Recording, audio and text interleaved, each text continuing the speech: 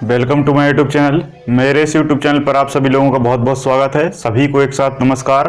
तो आज का हमारा जो टॉपिक है वो है पीरियोडिक टेबल, आवर्त सारणी के बारे में। आज के इस लेक्चर में आपको शुरुआत से लेकर आज के वर्तमान पहलू तक पूरी जानकारी को हम एक एक करके पढ़ेंगे और आवर्त सारणी आज के बाद आपको कुछ ही मिनटों में याद हो जाएगी और आप इसे कभी नहीं भूल पाएंगे। ठीक है, तो चलिए स्टार्ट करते हैं बिना समय जाया किए हुए। मैं आप ये मानता हूं कि कुछ लेक्चर्स जो पहले के हैं उनको आप लोगों ने देख लिया होगा। अगर नहीं देखा है तो उनको पहले देख लें ताकि आज का जो लेक्चर है वो आपको क्लियर कट समझ में आए। बात समझ में आ रही है? क्योंकि यहाँ पर मैं पुरानी चीज़ें नहीं बताऊंगा। ठीक है, जितनी भी चीज़ें हैं पुरानी वो आपको लिंक करते चलना है, नोट्स बनाते चलना है और इसको लिखते चलना है। ठीक है, मैंने इसलिए इसको पहले बना लिया ताकि वीडियो लंबा ना बने, क्योंकि इसको बनाने में बहुत समय लगता है। तो आप कहेंगे सर आपसे कैसे बनता है, तो मैं अभी आपको बताऊंगा। कुछ ऐसे तथ्य हैं या कुछ ऐसे वाक्य हैं, उन वाक्यों को आप हिंदी में याद करें, एक बार में याद हो जाते हैं। उसके बाद उन्हीं वाक्यों के आधार पर इसको ड्रॉ किया जाता है और बड़ी आसानी से हो जाता है। सबसे पहली चीज कंपटीशन में ये जरूरी होता है कि क्या छोड़ना है, क्या छोड़ना है। तो इसमें से नीचे का जो ग्रुप है इससे कभी क्वेश्चन नहीं आते और ये जो बीच वाला ग्रुप है इससे कभी क्वेश्चन नहीं आते। ठीक है, ये क्वेश्चन केवल जो सब्जेक्टिव पढ़ते हैं है ना कॉलेज में या उसके बाद एमएससी लेवल का, तो उसमें ये रहता है, बाकी आप लोगों के लिए नहीं है। जितना जरूरी है वो मैं आपको बताऊंगा। लेकिन आवर्त सारणी को पढ़ने से पहले इसके कुछ बेसिक चीजों की हम बात करें कि आवर्त सारणी आखिर आई कैसे, इसका उद्भव कैसे हुआ। तो मैंने आपको बताया था कि संसार में सबसे पहले जो लोग थे वो धातु का काम करते थे, जिन्हें कीमियागार कहा गया। जब वो धातु का काम करते रहे तब उस धातु पर कुछ वैज्ञानिकों ने शोध किए और शोध करने के बाद उनको पर्टिकुलर उस धातु में एक तत्व मिला। क्या मिला? एक तत्व मिला। उसके बाद परमाणु की भी खोज हो गई, है ना। परमाणु के बारे में भी बता दिया गया, अणु के बारे में भी बता दिया गया। जैसा कि मैंने पिछली क्लास में क्लासिफिकेशन बता दिया था कि मिश्रण क्या है, मिश्र धातु क्या है, शुद्ध पदार्थ क्या है और अशुद्ध पदार्थ क्या है, और इनके मिलने से क्या बनता है, ये भी हम चर्चा कर चुके थे। तो आज के इस लेक्चर में ये जानना जरूरी है कि उस धातु से जो पदार्थ निकला उसे तत्व कहा गया, उसे हम कैसे समझें। अब यहां पर हम मुख्यतः ये समझेंगे कि तत्व है क्या, या एलिमेंट जो है, इंग्लिश में इसको एलिमेंट कहते हैं, एलिमेंट है क्या, इस पर अध्ययन करेंगे। आप ये तो जान गए हैं कि संसार में या तो धातु हैं या अधातु हैं या उपधातु हैं, लेकिन इन्हें हम अध्ययन कैसे करें। अभी तक इनका आउट ऑफ अध्ययन चल रहा था, अब हम इनके अंदर का अध्ययन करेंगे कि इनके अंदर इनकी क्या क्वालिटी है। सीधी सी एक भाषा में कहूं तो गुण, इनके हमें क्या चाहिए, गुण चाहिए, प्रॉपर्टीज चाहिए, कैरेक्टर्स चाहिए कि इनका व्यवहार क्या है और किस व्यवहार के कारण इनको किस कैटेगरी में रखा गया है और वो व्यवहार ऐसा क्यों करते हैं, इस पर भी हम चर्चा करेंगे। ठीक है, तो सबसे पहले मैंने बताया कि संसार में धातुओं का काम होता था। उन धातुओं से कुछ तत्व निकले, कुछ क्या निकले, तत्व निकले, और कुछ विशेष वैज्ञानिकों ने तत्वों की खोज की। जैसे हाइड्रोजन की खोज हेनरी कैवेंडिश के द्वारा की गई। लिथियम, सोडियम, मैग्नीशियम, कैल्शियम की खोज डेवी के द्वारा की गई। किसके द्वारा की गई? डेवी के द्वारा की गई। हीलियम की खोज लोकेयर के द्वारा की गई, है ना। रेडियम की खोज मैडम क्यूरी और पियरे क्यूरी के द्वारा की गई। यूरेनियम की खोज पेलीगाट या किलोपोर्थ, कहीं कहीं पेलीगाट लिखा रहता है, कहीं कहीं किलोपोर्थ लिखा रहता है, किलोपोर्थ के द्वारा की गई। नाइट्रोजन की खोज रदरफोर्ड के द्वारा की गई। ऑक्सीजन की खोज प्रिस्टले और सीले के द्वारा की गई। इस तरीके से तमाम तरीके के तत्व खोजे जाने लगे। क्या जाने लगे, खोजे जाने लगे। बहुत सारे वैज्ञानिक आए और उन्होंने पर्टिकुलर धातु को उठाया या पर्टिकुलर अधातु को उठाया और उससे तत्व निकालना चालू किया। और जब उन्होंने तत्व निकाल लिया तो उन्हें आविष्कारक माना गया, उन्हें आविष्कारक माना गया। सामान्यतः कॉम्पिटिटिव एग्जाम में इनके आविष्कारक नहीं पूछे जाते, क्योंकि इनके सबके आविष्कारक हैं। किसी न किसी तत्व को सभी ने खोजा है, लेकिन आपको इनके बारे में याद नहीं रखना है। जितने अभी मैंने बोले हैं आप वीडियो पॉज कर करके अगर इनको लिखना चाहे तो लिख सकते हैं। बस ये 4-5 याद रख ले तो आपका कभी क्वेश्चन एक तो कभी आता नहीं है, लेकिन अगर आ ही जाएगा तो या तो नाइट्रोजन का पूछेगा या ऑक्सीजन का पूछेगा या हाइड्रोजन का पूछेगा। बस हाइड्रोजन, ऑक्सीजन, नाइट्रोजन, यूरेनियम और रेडियम, बस ये 4 तत्व याद रख लो। रेडियम मैडम क्यूरी है ना, Pierre Curie, hydrogen Henry Cavendish, uranium Klaproth या पेलिगॉट, रदरफोर्ड, नाइट्रोजन और ऑक्सीजन सीले और प्रिस्टले। बस इतने याद रख लो। वैसे तो सबके हैं लेकिन सबके कभी नहीं पूछे जाते, ये इस बात से आप बिल्कुल निश्चिंत रहें। क्वेश्चन क्या आता है इनकी प्रॉपर्टीज के आधार पर, उसी की हम चर्चा करने वाले हैं। तो बहुत सारे वैज्ञानिकों ने बहुत सारे क्या खोज दिए, तत्व खोज दिए, जैसा कि एग्जाम्पल के आधार पर मैंने बताया। फिर इसके बाद एक वैज्ञानिक आया जिनका नाम था डोबेराइनर। तो डोबेराइनर भाई साहब ने क्या दिमाग लगाया कि इतने सारे वैज्ञानिकों ने जो एलिमेंट खोजे हैं, जो तत्व खोजे हैं, क्यों ना इन्हें एक सीक्वेंस में रखने का प्रयास किया जाए, रखा जाए। जैसे जब बायोलॉजी की खोज हुई तो बायोलॉजी को सिस्टमैटिक तरीके से रखने के प्रयास हुआ। जब बॉटनी की खोज हुई तो बॉटनी को हचिंसन है, बेंथम एंड हुकर है, आपका कैरोलस लिनियस है ना, इस तरीके के वैज्ञानिकों ने उसको क्लासिफाइड करने की कोशिश की। जीव जगत का, जंतु जगत का जो मैंने क्लासिफिकेशन बताया उसको वर्गीकरण की कोशिश की गई। जैसे कैरोलस लिनियस रहे, आपके कैरोलस लिनियस के बाद आर.एच. व्हिटकर साहब रहे, ठीक है, ल्यूवेनहॉक रहे, ऐसे बहुत सारे वैज्ञानिकों ने वर्गीकरण किया। तो वैसे ही यहाँ पर केमिस्ट्री में, वो बायोलॉजी की बात थी, केमिस्ट्री में डोबेराइनर भाई साहब सबसे पहले आए और उन्होंने तत्वों को उठाया। कितने तत्वों को उठाया इसके बारे में लिखित जानकारी नहीं है और न कभी पूछा जाता। बस इतना याद रखना कि डोबेराइनर ने कौन सा नियम दिया था, उस नियम का नाम है त्रिक नियम। क्या नाम है? त्रिक नियम। इसी को इंग्लिश में कभी कभी ट्रायड लॉ भी कहते हैं, ट्रायड लॉ। ट्रायड का मतलब होता है त्रिक, मोनो का मतलब 1, डाई का मतलब 2, ट्राई का मतलब 3, टेट्रा का मतलब 4 और पेंटा का मतलब 5। ऐसी गिनती है केमिस्ट्री की भाषा में, जो आगे आपको और अच्छे से समझ में आएगा। तो त्रिक नियम दिया, बस इतना याद रखना है, इससे ज्यादा क्वेश्चन कभी नहीं आएगा। या तो पूछेगा कि त्रिक नियम किसने दिया, या पूछेगा आवर्त सारणी में पहला नियम कौन सा था जिसके आधार पर इसको वर्गीकृत किया गया। अब एक बात याद रखो, जितने भी फैक्ट मैं बोलते जा रहा हूं, जितने भी फैक्ट मैं यहां से बोलते जाऊंगा वो आपको नोट करते जाना है। आवर्त सारणी आप वीडियो पॉज करके बना लेंगे, ठीक है, या तो चाहो तो बाद में बना लेना, पहले बना लो तो अच्छा है। उसके बाद एक एक करके नंबर 1 लिखेंगे आप, डोबेराइनर ने त्रिक नियम दिया, ब्रैकेट में लिख लेंगे सबसे पहले आवर्त सारणी के ऊपर नियम आने वाला कौन सा नियम था, त्रिक नियम। किसने दिया? डोबेराइनर ने। सन याद नहीं रखना, इंपॉर्टेंट नहीं है। जितना डाटा मैं बता रहा हूं इतना याद करो, इसके बाद हम आगे और बात करेंगे। फिर ये नियम में इन्होंने कहा क्या उसको भी हम चर्चा कर लेंगे। वैसे ये कहा क्या, ये परिभाषा है जो स्पेशल सब्जेक्टिव में पूछा जाता है, बाकी नहीं। कॉम्पिटिटिव में बस नियम पूछते हैं। त्रिक नियम में इन्होंने क्या कहा कि जो पहला एटम है वो तीसरे एटम से, दूसरे नहीं तीसरे, पहला एटम जो है, सॉरी पहला एटम मैंने कह दिया, पहला तत्व जो है, पहला एलिमेंट जो है, पहला तत्व जो है वो तीसरे तत्व से कुछ ना कुछ गुणों में समानता दर्शाता है, ऐसा इन्होंने कहा। क्या कहा कि पहला जो एलिमेंट है, तत्व है, वो तीसरे एलिमेंट से कुछ गुणों में समानता दर्शाता है, कुछ गुणों में समानता दर्शाता है और ऐसा लगातार होता है, ठीक है। तीसरा छठे से, छठा नौवें से, नौवें 12वें से, 12वां 15वें से, इस तरीके से 3-3 के फॉर्म में जो तत्व हैं वो एक दूसरे से समानता प्रदर्शित करते हैं। विभिन्न प्रकार के एक दूसरे के आवर्ती फली होते हैं, ऐसा इन्होंने कहा, ठीक है। जब ये 3-3 का ग्रुप बना, इसी 3-3 के ग्रुप को क्या कहा? त्रिक नियम कहा या ट्रायड लॉ कहा। क्लियर हुआ? लेकिन ये ज्यादा सार्थक सिद्ध नहीं हुआ। सार्थक सिद्ध नहीं हुआ। इसके बाद कौन आए? न्यूलैंड भाई साहब आए। कौन आए? न्यूलैंड भाई साहब आए और इन्होंने दिया अष्टक नियम।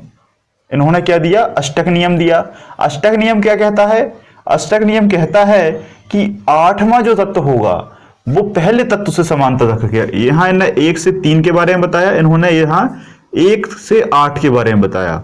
बीच में जो 2 से 7 तक रहेंगे उनके गुण जो है वो अलग रहेंगे, उनके जो गुण है वो अलग रहेंगे, उनसे कोई लेना देना नहीं है। हमेशा जो सीक्वेंस रहेगा वो 1 से 8 का रहेगा। कैसा? 1 से 8 का रहेगा। कई बार पूछा जाता है कि म्यूजिक या ध्वनि के आधार पर आवर्त सारणी को किसने क्लासिफाइड किया है, वर्गीकृत किया है? तब आप क्या लगाएंगे? न्यूलैंड। क्यों लगाएंगे? क्योंकि आपको पता है कि जो स्वर होते हैं म्यूजिक में, जो स्वर होते हैं वो भी 7 स्वर होते हैं।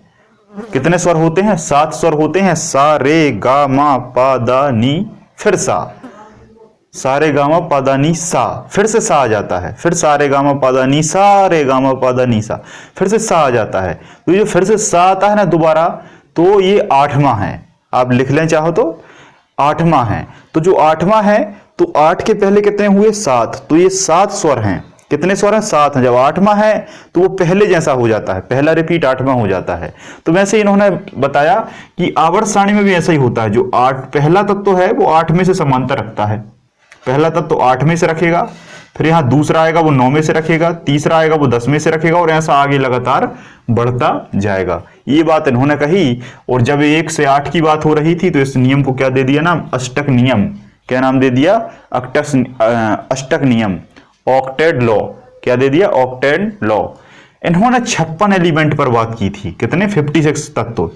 56 तत्व या 56 एलिमेंट, ये आप लिख लेंगे कि न्यूलैंड ने कितने तत्व की बात कही थी? 56 तत्व। इन्होंने अपनी आवर्त सारणी में कितने तत्व रखे थे? 56। कैसे रखे थे? ये क्लियर नहीं हुआ। क्लियर हुआ तो, लेकिन उतना ज्यादा मान्य नहीं हुआ बाद में। फिर ये नियम भी उतना ज्यादा प्रभावी साबित नहीं हुआ। फिर इसके बाद आए मेंडलीव भाई साहब। कौन आए? मेंडलीव। मेंडलीव की आवर्त सारणी के बारे में आप लोग जानते ही हैं, पढ़ा ही होगा। 10th में सभी लोगों ने पढ़ा होगा, 9th में भी है मेंडलीव के बारे में। तो मेंडलीव ने क्या कहा? मेंडलीव ने कहा कि जितने भी तत्व हैं, मुझे तो नहीं पता, लेकिन मैं 63 तत्वों के बारे में बात कर सकता हूं। हमेशा जितने भी यहां वैज्ञानिक आए, इन्होंने जितने तत्व उठाए, इन्होंने ये जरूर कहा कि इसके अलावा और भी तत्व हैं। मेंडलीव ने भी यही बात कही कि 63 तत्वों पर मैं बात करता हूं, लेकिन मैं कुछ स्थान भी छोड़ूंगा जिससे और दूसरे तत्वों को जगह मिल सके। बात क्लियर है? तो मेंडलीव ने जो नियम दिए वो कैसे नियम दिए? इन्होंने कहा कि हम इस तरीके से 1 3 1 8 करके नहीं कर सकते। हमें क्या करना होगा कि प्रत्येक तत्व का अध्ययन करना होगा। जब हम अध्ययन कर लेंगे तो अध्ययन करने के बाद जब परमाणु आपको दिखेगा तो इस तरीके से दिखेगा, और इसका जो भार होगा, भार समझ रहे हो? भार का मतलब होता है वजन, है ना। इसी को कहीं कहीं मास भी कहते हैं, लेकिन मास और भार में बहुत अंतर होता है। तो इन्होंने भार की बात कही। इन्होंने कहा कि जितने भी परमाणु, जितने भी तत्व हैं, इनके जो गुण हैं, जिन गुणों की हम पढ़ने की बात कर रहे हैं, है ना, तो इनके जो गुण हैं वो भार के आवर्ती फली होते हैं। भार के आवर्ती फली या आवर्ती फंक्शन या आवर्ती फलन का मतलब होता है भार के आधार पर गुणों को दर्शाना। आवर्ती फली या आवर्ती फलन, इसका मतलब क्या होता है कि भार के आधार पर गुणों को दर्शाना। ठीक है। जैसे मैं कहूं कि किसी व्यक्ति के अगर गुण हैं, किसी भी व्यक्ति के गुण हैं, तो वो गुण उसके पढ़ाई के आधार पर होते हैं। जो जितना अच्छे से पढ़ा होता है वो उतना ज्यादा अच्छा व्यक्ति बनता है, उतने बड़ी पोस्ट पर पहुंचता है। तो जिसकी जितनी पोस्ट है वो काय से निर्धारित होती है? उसकी पढ़ाई से। जिसकी जितनी बड़ी पोस्ट है वो उसकी पढ़ाई से निर्धारित होती है। तो वैसे ही आवर्त सारणी के जो गुण हैं, तत्वों के गुण हैं, वो किससे निर्धारित होते हैं? भार से। ऐसा किसने कहा? मेंडलीव ने कहा। किसने कहा? मेंडलीव ने। डोबेराइनर ने क्या कहा कि 1 और 3 के आधार पर होते हैं। इनने कहा 1 और 8 के। इनने कहा नहीं, भार के आधार पर होते हैं। किसके आधार पर? भार के आधार पर होते हैं। और इन्होंने 63 तत्वों पर बात की, 63 एलिमेंट पर इन्होंने बात की, और इन्होंने भार को आधार माना। ऐसा लिख लेंगे, या ऐसा भी लिख सकते हो डबल कोटेशन में कि भार परमाणु के जो गुण हैं वो भार के आवर्ती फली होते हैं या भार पर निर्भर करते हैं। और इन्होंने सबसे पहले एक प्रकार का चार्ट बनाया, जैसा चार्ट अभी सामने बना है ऐसा तो नहीं, लेकिन इसी जैसा एक चार्ट बना दिया जिसमें इन्होंने 7 आवर्त और 18 वर्गों की बात करी। 7 आवर्त यहां आप गिन सकते हैं 1 2 3 4 5 6 7। तो ये 7 आवर्त हैं, इनको इंग्लिश में पीरियड कहते हैं। ठीक है, तो इसकी इन्होंने क्या करी, बात करी। इसकी इन्होंने क्या करी, बात करी। और बात करने के बाद इन्होंने ज्यादा कुछ और नहीं बता पाए और ये चल बसे। ठीक है, तो मेंडलीफ ने 7 आवर्त और 18 ग्रुप्स या 7 पीरियड्स और 18 ग्रुप या वर्ग, इनकी बात कही। अब आगे और मैं अच्छे से बताऊंगा। ठीक है, कहने के बाद ये भी चले गए। फिर इसके बाद एक और वैज्ञानिक आया जिनका नाम था बोहर। इनका नाम क्या था, बोहर। तो बोहर ने इलेक्ट्रॉन वितरण को बताया। क्या बताया, इलेक्ट्रॉन वितरण। अभी तक परमाणु के भार को बताया, लेकिन अभी इलेक्ट्रॉन पर पहुंच गए। इलेक्ट्रॉन की खोज हो चुकी थी थॉमसन के द्वारा। उसके बाद जब इलेक्ट्रॉन की इन्होंने खोज की, फिर उसके बाद इलेक्ट्रॉन पर इन्होंने अध्ययन किया, तब इन्होंने पाया कि हर एक तत्व के जो इलेक्ट्रॉन हैं वो अलग अलग आधार पर भरते हैं, अलग अलग आधार पर भरते हैं। इलेक्ट्रॉन की वैलेंसी क्या है उसके आधार पर निर्भर होता है, और परमाणु की कक्षा क्या है उसके आधार पर निर्भर होता है। ठीक है, लेकिन इनने भी ज्यादा कुछ नहीं कहा, है ना। मेंडलीफ ने तो कुछ कहा ही था, भार के बारे में बताया था, लेकिन ये और ज्यादा कुछ नहीं कह पाए। बस इतना याद रखना कि इलेक्ट्रॉन का वितरण और कक्षा को समझाने वाले व्यक्ति, कक्षा के आधार पर आवर्त सारणी को समझाने वाले व्यक्ति कौन थे, बोहर। इलेक्ट्रॉन वितरण और कक्षा के आकार पर आवर्त सारणी को समझाने वाले व्यक्ति कौन थे, बोहर। क्लियर है। और इसके बाद अंतिम व्यक्ति आता है हेनरी मोजले। ठीक है, कौन आता है, हेनरी मोजले, है ना। हेनरी मोजले ने 1913 में आधुनिक आवर्त सारणी का क्या किया, प्रतिपादन किया, जो हम वर्तमान में पढ़ते हैं। तो आज आपसे पूछा जाए कि वर्तमान में जो आवर्त सारणी है वो किसकी है, तो हेनरी मोजले की है। हेनरी मोजले ने क्या कहा, इन्होंने कहा कि जितने भी तत्व हैं, एलिमेंट हैं, जितने भी तत्व हैं, इनके जो गुण हैं वो वास्तविक रूप से परमाणु क्रमांक पर निर्भर करते हैं। किस पर, परमाणु क्रमांक से। अब इसके बारे में मैं आपको एक चीज बताता हूं कि ऐसा इन्होंने क्यों कहा, इस पर हम चर्चा करते हैं कि परमाणु क्रमांक पर निर्भर क्यों करता है। जब मेंडलीफ ने कहा कि जो परमाणु के गुण हैं, जो एलिमेंट के गुण हैं, ये किस पर निर्भर करते हैं, भार पर। ऐसा किसने बताया, मेंडलीफ ने। भार पर बताया, कहीं कहीं वजन पर बताया। ठीक है, वजन पर बताया, और कहीं कहीं इसमें द्रव्यमान भी लिखा रहता है। वैसे सही नहीं है ये, क्योंकि द्रव्यमान अलग है और भार अलग है। ठीक है, लेकिन द्रव्यमान कहीं नहीं मिलेगा, बस आपको भार लगाना है। लेकिन जब इसी भार को और इसी वजन को और गहराई से अध्ययन किया, तब पता चला कि ये जो भार है, जो वजन है, वो निर्भर करता है परमाणु क्रमांक पर। किस पर निर्भर करता है, परमाणु क्रमांक पर। और जो द्रव्यमान होता है वो भी निर्भर करता है परमाणु क्रमांक पर। किस पर निर्भर करता है, परमाणु क्रमांक पर। जैसे आपके शरीर में कुछ भी होता है, आपके शरीर में कोई भी समस्या होती है, तो आप जब डॉक्टर के पास जाते हो तो डॉक्टर आपका शरीर नहीं देखता, बल्कि वो शरीर के अंदर क्या है उसको देखता है। बात समझ में आ रही है।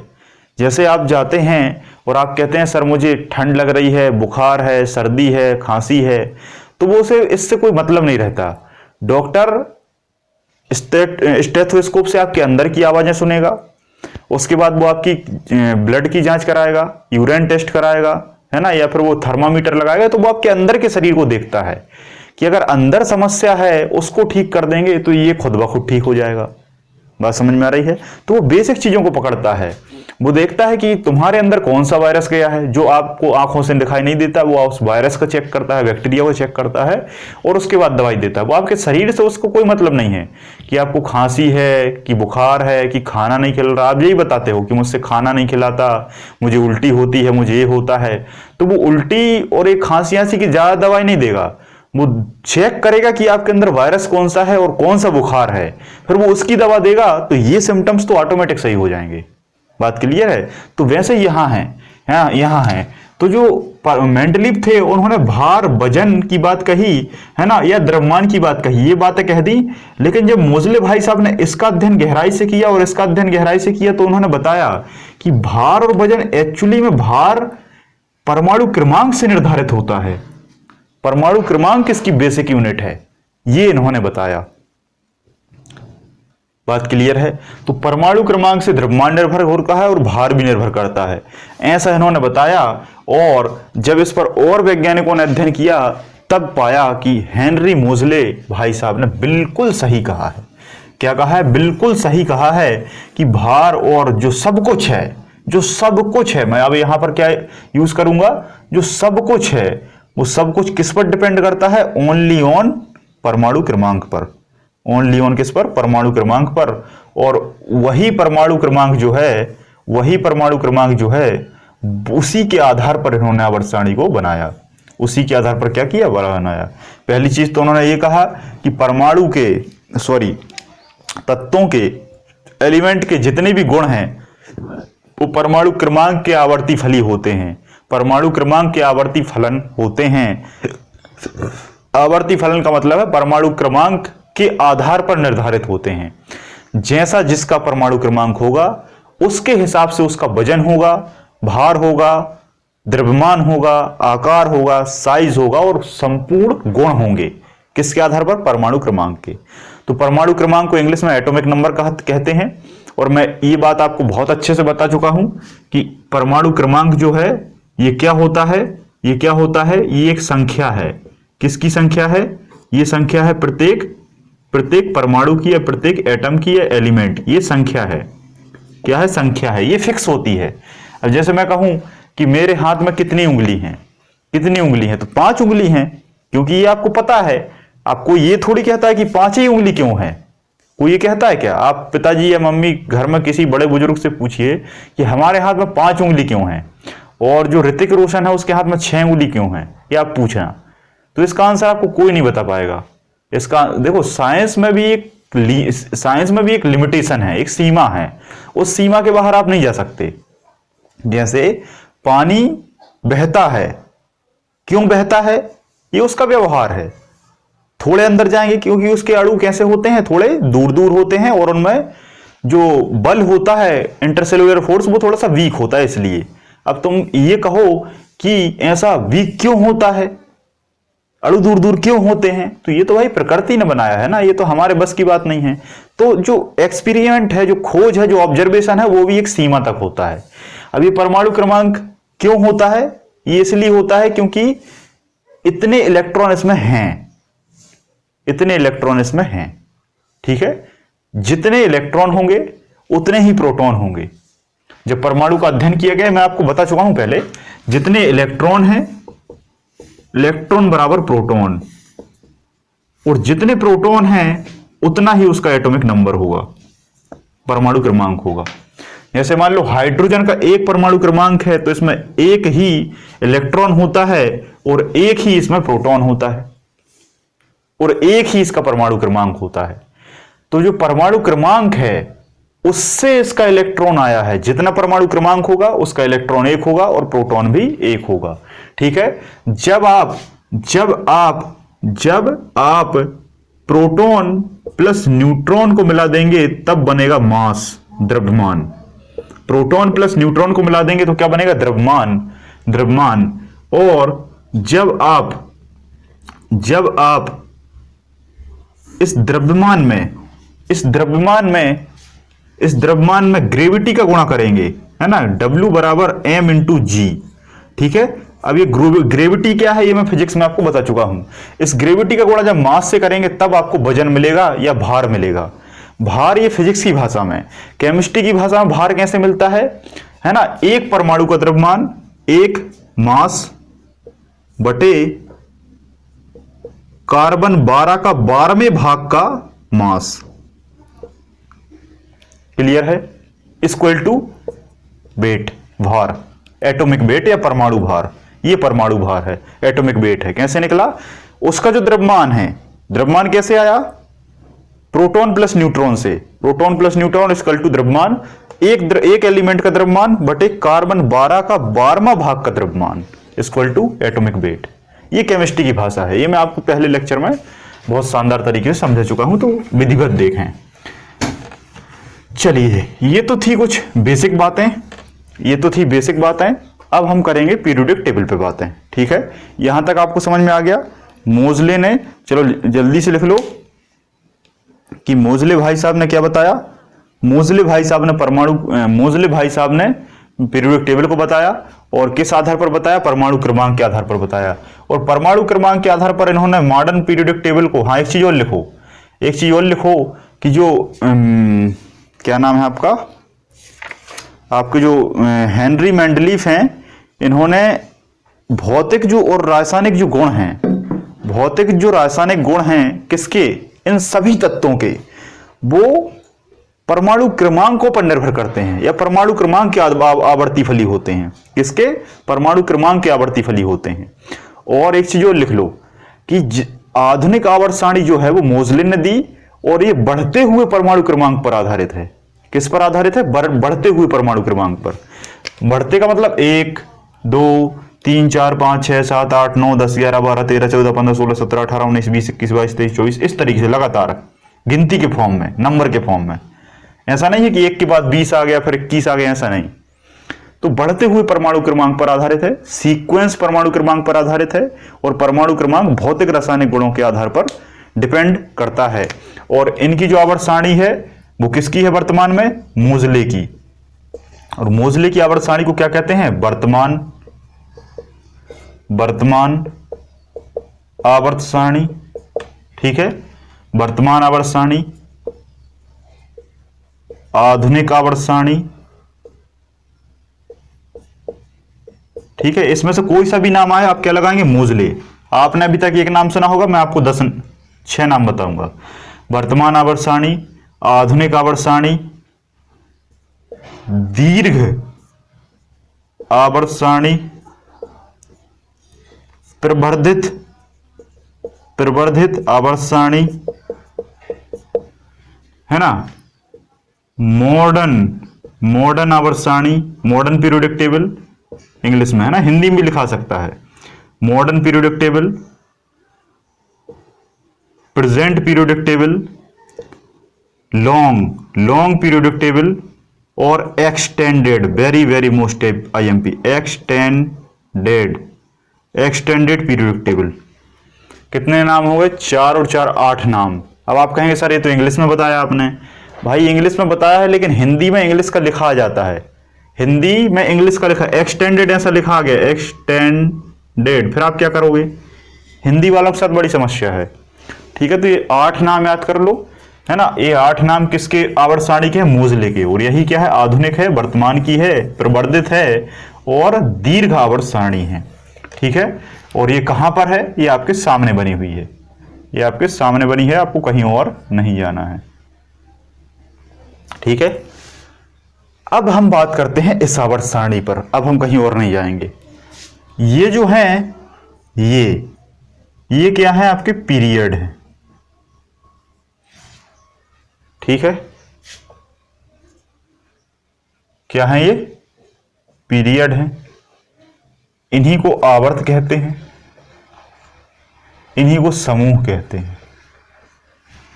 हैं कितने टोटल? 7। अब देखो, कुछ लोग ये याद कर लेते हैं, बात बिगड़ जाती है।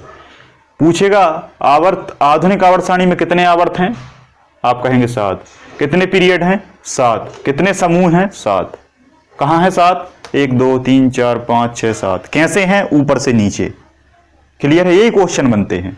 अभी जितनी चीजें मैं बोलते जा रहा हूं ये आपको 1 बाय 1 करके एक एक लाइन छोड़ के लिखना है, एक एक लाइन छोड़ के, ताकि एग्जाम के टाइम रिवीजन में बिल्कुल क्लियर याद हो सके।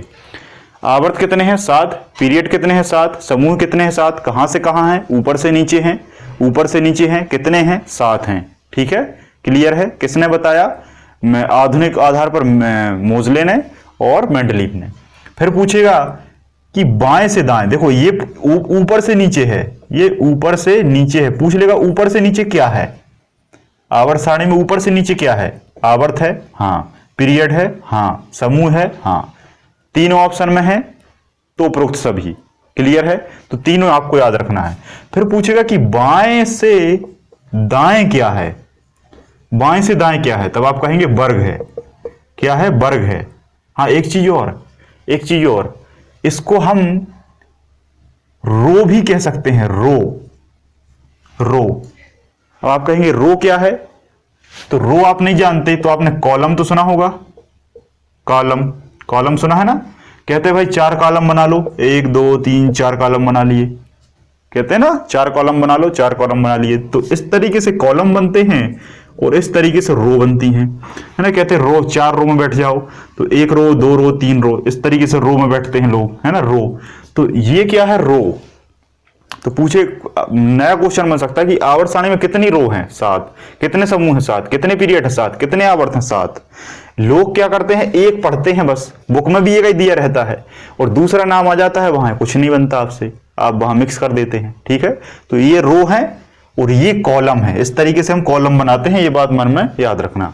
ठीक है, अब पूछेगा बाएं से दाएं क्या है, तो बाएं से दाएं वर्ग हैं, कॉलम है, कॉलम है, वर्ग हैं, और क्या कहेंगे? कॉलम है, वर्ग हैं,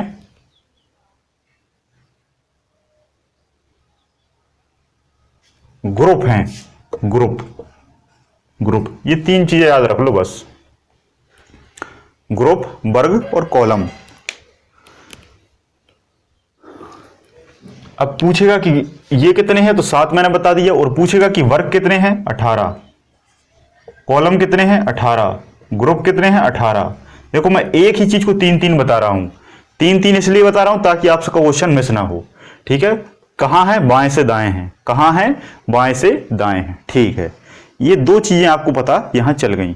ठीक है, इसके बाद इस पूरी आवर्त सारणी को 4 भागों में और बांटा है। ये तो कैसे भाग थे? ये तो एक एक डब्बे वाले भाग थे, एक एक डब्बे वाले, 1 डब्बा 2 डब्बा 3 4 5 6 7, 7 डब्बे 7 आवर्त। इस तरीके से कितने डब्बे हैं यहां से गिनोगे आप? 1 2 3 4 5 6 7 8 9 10 11 12 13 14 15 16 17 18, ऐसे में 18 डब्बे हैं, 18 वर्ग, ऐसे में 7 हैं, 7। ये डब्बों के आधार पर है। किसके आधार पर है? डब्बों के आधार पर। ठीक है, अब बात आती है कि इस पूरी ओवरऑल सारणी को एक भाग में और बांटा है, जो कितने भाग हैं? 4। ये शायद मैं आपको बता चुका हूं, कितने भाग हैं? 4। अब आप कहेंगे जब इस प्रकार से बांट दिया तो ये 4 भाग क्यों बनाए? ये 4 भाग बनाए एक विशेष वर्ग समूह के कारण। जैसे आप हो, आपका नाम क्या है? आपको पता है, आपका नाम आपको पता है, आपका नाम भी है, आपकी कास्ट भी है और आपकी जाति भी है। ठीक है, उसके आधार पर आपका आधार कार्ड बन गया। क्या बन गया? आधार कार्ड। तो जो आधार कार्ड है वो आपकी पर्सनल आइडेंटिटी है। पर्सनल क्या है? आइडेंटिटी है, आपका क्लियर कट पूरा बायोडाटा है, क्लियर कट बायोडाटा है। आप एक व्यक्ति हो, वैसे ही ये एक व्यक्ति है, वैसे ये क्या है? ये व्यक्ति है।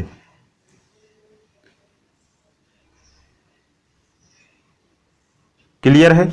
एक व्यक्ति है, इसकी पर्सनल अपनी आइडेंटिटी है। इसका नाम क्या है? बोरॉन है। इसका नाम क्या है? बोरॉन है। इसका संकेतक क्या है? बी है। इसका संकेतक क्या है? बी है। ठीक है, फिर आपका एड्रेस क्या है आधार कार्ड में? ये फलाना गांव, फलाना पोस्ट, फलानी तहसील। ठीक है, तो इसका क्या हो जाता है? इसका हो जाता है इलेक्ट्रॉन विन्यास, संयोजकता, संयोजकता। और इसका जो गांव है, इसका गांव क्या हो जाएगा? इसका गांव इन 4 गांव में से होगा। एक गांव एस, एक पी, एक डी और एक एफ। ये क्या है? ब्लॉक है ना। जैसे आपका ब्लॉक रहता है ना, ब्लॉक, ब्लॉक को क्या कहते हैं हिंदी में? जनपद पंचायत। आपकी जनपद पंचायत होगी, तहसील होगी। ठीक है, तहसील गांव होता है, तहसील होती है, जनपद पंचायत होता है और जिला होता है। ठीक है। तो वैसे ही इनका सिस्टम है, ये इसका नाम है, ये इसका संकेत है ना। इसकी जो परमाणु वैलेंसी है वो इसका गांव हो गया, और ये इसका क्या है, ये इसका क्या है, ब्लॉक है। ये इसका क्या है, ब्लॉक है। जैसे अपना गांव होता है ना, वैसे इसका ब्लॉक है। और इस ब्लॉक का नाम क्या है, इस ब्लॉक का नाम इन 4 में से होगा, SPDF, 4 ब्लॉक होंगे, ठीक है। तो इसमें से ये जो 2 हैं, ये नंबर 1 नंबर 2, एक और एक 2, ये है S ब्लॉक। ये क्या है, S ब्लॉक, ये है S ब्लॉक, एक और एक 2। ये है अपना P ब्लॉक, और ये है अपना यहां से यहां तक D ब्लॉक, और ये अपना लास्ट में जो है ये है F ब्लॉक, जिससे क्वेश्चन कभी नहीं आते, केवल यूरेनियम और थोरियम को छोड़ के, ठीक है। ये F ब्लॉक, ये 4 इनके क्या हो गए, गांव हो गए। बात समझ में आई? आपको समझ में आ गया कि क्यों बांटा, ठीक है। जैसे आपका आधार कार्ड में केवल गांव होता हो, ऐसा क्लियर नहीं है, क्योंकि कैसे पहचानेंगे, गांव भी रहता है, पोस्ट भी रहता है, तहसील भी रहती है, जनपद भी रहता है, जिला भी रहता है, स्टेट भी रहता है, पिन कोड भी रहता है, सब रहता है। वैसे इनका भी है भाई, इनका भी है, इनका भी गांव है, ब्लॉक है, नाम है, संकेतक है, वैलेंसी है, इलेक्ट्रॉन कन्फिगरेशन है, आयनन विभव है, विद्युत ऋणात्मकता है, विद्युत धनात्मकता है ना, धातु है कि अधातु है कि उपधातु है, द्रव है कि ठोस है, पीला है कि लाल है, नारंगी है कि ग्रीन है, ठोस है कि द्रव है, क्रिस्टल है कि गैस है। इनका भी पूरा बायोडाटा है। जैसे आपके आधार कार्ड में बायोडाटा है, वैसे ही सारे तत्वों का, सारे धातु अधातुओं का बायोडाटा कहाँ है, आवर्त सारणी में। बात क्लियर है? ठीक है, तो यहां तक आपको समझ में आ गया। तो 4 ब्लॉक हैं। 4 ब्लॉक के बाद अब एक नई चीज और एडवांस में आजकल आई है, एक नई चीज और एडवांस में आई है। जितने भी ऊपर से नीचे तक इस तरीके से दिख रहे हैं, इनको एक अलग से नाम और देने की परंपरा अब चल रही है। वो परंपरा क्या है, वो परंपरा मैं आपको बताता हूं, ठीक है। ये S ब्लॉक अब लिख लेना, जितनी भी चीजें लिखते जाना, क्योंकि मैं मिटाता जाऊंगा, मेरे पास स्पेस कम है। तो आप पहले चलो मिटा देता हूं मैं, आपको लिखते जाना है। आपको एक बहुत बड़े पेज में बनाना है, और जिन लोगों का साइंस बैकग्राउंड नहीं है, पहली बार पढ़ रहे हैं, तो वो अच्छी बड़ी सी ड्राइंग शीट पे बढ़िया तरीके से ड्रॉ करके इसको चिपका लें, क्योंकि इसको आपने समझ लिया तो आपकी 60 से 70% केमिस्ट्री खत्म। और पूरी केमिस्ट्री, जैसे टेबल के बिना मैथ संभव नहीं है, नंबर के बिना मैथ संभव नहीं है ना, जो दूनिया गिनती होता है उसके बिना मैथ संभव नहीं है, रूट क्यूब रूट है ना, स्क्वायर, इनके बिना मैथ संभव नहीं, वैसे ही केमिस्ट्री इसके बिना असंभव है। आप मर जाएंगे, कभी केमिस्ट्री समझ नहीं पाएंगे। अगर आपने आवर्त सारणी को एक बार समझ लिया तो केमिस्ट्री को पढ़ना चुटकी का काम है, बाएं हाथ में, ठीक है। तो वैसे ही इसका काम है। अब एक और आजकल ट्रेंड चल रहा है, जैसा कि मैंने आपको बताया था कि हर एक चीज में आजकल ट्रेंड क्या है, बदल रहा है। ट्रेंड क्या है, बदल रहा है। पहले पूछता था कि हमारे भारत का राष्ट्रीय जलीय जीव क्या है, जलीय जीव क्या है, या पूछ लेता है कि हमारे मध्य प्रदेश का जलीय जीव क्या है, ठीक है, जलीय जीव क्या है। तो पहले सिंपल सा आंसर आता था कि भाई चलो हमारे यहाँ की जो राष्ट्रीय जलीय जीव डॉल्फिन है, ठीक है। अब ऑप्शन में डॉल्फिन ही नहीं रहता, समझ रहे हो बात। उसका दूसरा नाम आ जाता है, सूंस लिखा रहता है। अब कुछ लोग सूंस नहीं जानते, कभी कभी उसका वैज्ञानिक नाम लिखा रहता है प्लेटिनिस्टा, तो फिर नहीं समझ पाते। अभी हमारे यहाँ की जो राजकीय मछली है वो महासीर है, अब महासीर ऑप्शन में नहीं लिखा रहता, टोर आता है। तो अब धीरे धीरे क्या है, चीजें बदल रही हैं, है ना, धीरे धीरे चीजें क्या है, बदल रही हैं। जैसे हमारे यहाँ का राजकीय पक्षी है दूधराज, दूधराज भी कहते हैं, पैराडाइज फ्लाई कैचर भी कहते हैं, टिटेनी भी कहते हैं, है ना, महारैनी भी कहते हैं, रंग बदलता पक्षी भी कहते हैं, है ना। एक चीज के 10-10 नाम हो गए हैं। तो वैसे ही यहां भी क्या किया जा रहा है, ब्लॉक के नाम और अच्छे से रखे जा रहे हैं। तो इसको कहते हैं first A block, sorry block नहीं, इसका नाम ही फर्स्ट ए है। ये तो सब, ये पूरा एस ब्लॉक है, मैंने आपको बता दिया। ये पूरा क्या है, एस है, ये 2, ये एस है, ये पी है, ये डी है, और लास्ट में एफ तो बढ़ाने की जरूरत ही नहीं है, आप तो जानते हैं। इसे कह दिया फर्स्ट डे, इसे कह दिया सेकेंड डे। समझना, समझिएगा, बहुत अच्छी बात बता रहा हूं मैं। अब फर्स्ट सेकेंड हो गया, ये तत्व थोड़े से गिरे हुए हैं। ये क्या है, गिरे हुए हैं। तो ये भाई हाई सोसाइटी वाले लोग हैं, तो हाई सोसाइटी वाले लोगों ने अपना अलग अलग से एक कॉलोनी बना ली, और जो लो क्वालिटी के लोग हैं इनने अपनी अलग से कॉलोनी बना ली, है ना। जैसे आपने देखा होगा कुछ लोग, मतलब कुछ कहीं कहीं आपने देखा होगा पंडितों का जो मोहल्ला है वो अलग रहता है ना, दूसरी समाज का मोहल्ला अलग रहता है, नीचे की जो समाज होती है उनका मोहल्ला अलग रहता है, तो सबका अलग अलग बटा रहता है ना। तो वैसे ही इन्होंने भी, ये उच्च वर्ग के लोग हैं ऐसा मान लो, और ये निम्न वर्ग के लोग हैं और ये और निम्न वर्ग के लोग हैं, तो इन्होंने अपना अपना एक मोहल्ला बनाना शुरू किया। तो इनका फर्स्ट डे, सेकेंड डे, फिर कहा कि हाँ चलो तुम भी हमारे समकक्ष हो, तुम्हें भी हम ले लेते हैं। तो थर्ड डे, इसे थर्ड डे कह दिया। फोर्थ ए, 5A, 6A और 7A, इस तरीके से इन्होंने अपना एक मोहल्ला बना लिया। फिर कहा कि आपने इसको क्यों छोड़ दिया, इसको इसलिए छोड़ दिया कि ये कुछ ज्यादा एडवांस हो रहा था। ये मतलब था तो बिरादरी में, ये था तो बिरादरी में, लेकिन ये कुछ ज्यादा एडवांस हो रहा था। आपने देखा होगा किसी न किसी एक मोहल्ले में या कहीं कस्बे में कुछ व्यक्ति ऐसे होते हैं जो कुछ एक्स्ट्रा होते हैं, जो कुछ एक्स्ट्रा होते हैं, जो एडवांस चलते हैं, जिन्हें समाज से ज्यादा कोई लेना देना नहीं होता। वो बुद्धिजीवी प्रकार के व्यक्ति होते हैं, अलग से दिमाग लगाते हैं, उनकी कोई ज्यादा करके बात सुनता भी नहीं है, ज्यादा ज्ञान होता है ऐसा मान सकते हैं। तो इन सभी ने अपनी कॉलोनी बनाई, ये समकक्ष था लेकिन इसे छोड़ दिया क्योंकि ये एक्स्ट्रा चल रहा था, और इसे सब लोगों ने क्या मान लिया, जीरो मान लिया। क्या मान लिया, जीरो, कि भाई तुम तो बेटा जीरो हो के लिए बातें मारने के हो बस, तो इसे जीरो मान लिया। फिर इसने अपना खुद ही नाम रख लिया जीरो ग्रुप। इसने चलो तुमने जीरो मान लिया, मान लो आज से हमारा जो मोहल्ला है वो होगा जीरो ग्रुप, ठीक है। तो इन उच्च वर्गीय लोगों ने, हाई सोसाइटी लोगों ने इसको जीरो मान लिया, और इसने खुद अपने आप कह दिया कि हाँ भाई हमारा मोहल्ला जीरो है, जीरो ग्रुप का मोहल्ला है। तो इसने अपनी जो मोहल्ला है उसका नाम क्या रख लिया, जीरो ग्रुप। तो ये अलग से ही हो गया जीरो ग्रुप, है ना। इसको शून्य वर्ग भी कहते हैं, शून्य वर्ग, ठीक है। फिर इसे नोबेल पुरस्कार मिल गया। जीरो तो था लेकिन इसने कारनामे कुछ ऐसे किए कि इसको नोबेल मिल गया, नोबेल पुरस्कार मिल गया। तो फिर इस ग्रुप को नोबेल ग्रुप भी कहने लगे, है ना। इसमें सारी नोबेल गैसें आ गई, अभी आगे समझ में आएगा नोबेल गैसें। फिर इन लोगों ने कहा कि चलो यार ये तो सबसे निचली क्वालिटी के लोग हैं, चलो हम भी अपना एक क्या बनाते हैं, अलग से क्या बनाते हैं, अलग से एक सोसाइटी बनाते हैं। तो इन्होंने भी अपनी सोसाइटी का नाम रखना शुरू किया, इन्होंने भी अपनी सोसाइटी का नाम रखना शुरू किया। और इन्होंने उल्टा, अब ये थोड़े से निचले लोग हैं तो उसमें बुद्धि नहीं होती, तो उल्टा काम करते हैं। इन्होंने यहां से शुरू किया, इन्होंने कहा ये फर्स्ट बी है, ये सेकंड बी है। अब आप कहेंगे ये यहां से क्यों शुरू हो रहा है, तो भाई कम पढ़े लिखे हैं ना, कम पढ़े लिखे हैं, इन्हें पता नहीं है कि शुरुआत कहां से करनी है ना। बीच गांव के घर को पहला घर मान रहे हैं, जबकि स्टार्टिंग के घर को पहला घर मानना चाहिए, है ना। पहला घर इन्हें पहला घर माना, लेकिन ये नहीं मान रहे, क्योंकि चलो भाई ठीक है कैसे भी करके कर लेते हैं, है ना। तो इनमें सब में होशियार कौन था, कॉपर।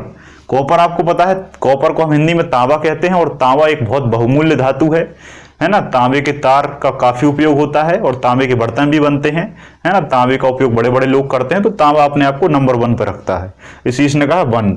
अब यहाँ बी क्यों लगा है, क्योंकि ये हाई क्वालिटी था, हाई क्वालिटी सोसाइटी थी, ये लो क्वालिटी सोसाइटी है, तो इसने अपने आप को बी कहा, अपना बी कहा, फर्स्ट बी सेकंड बी। अब यहां से लीनियर कर दो, third B, fourth B, 5B, 6B, 7B। अब यहां पर क्या होता है, बच्चे गलती करते हैं, इसको 8B कहते हैं, इसको 9B और इसको 10B, जबकि ऐसा नहीं है। ये जो तीनों हैं, ये तीनों ही कहलाते हैं 8B।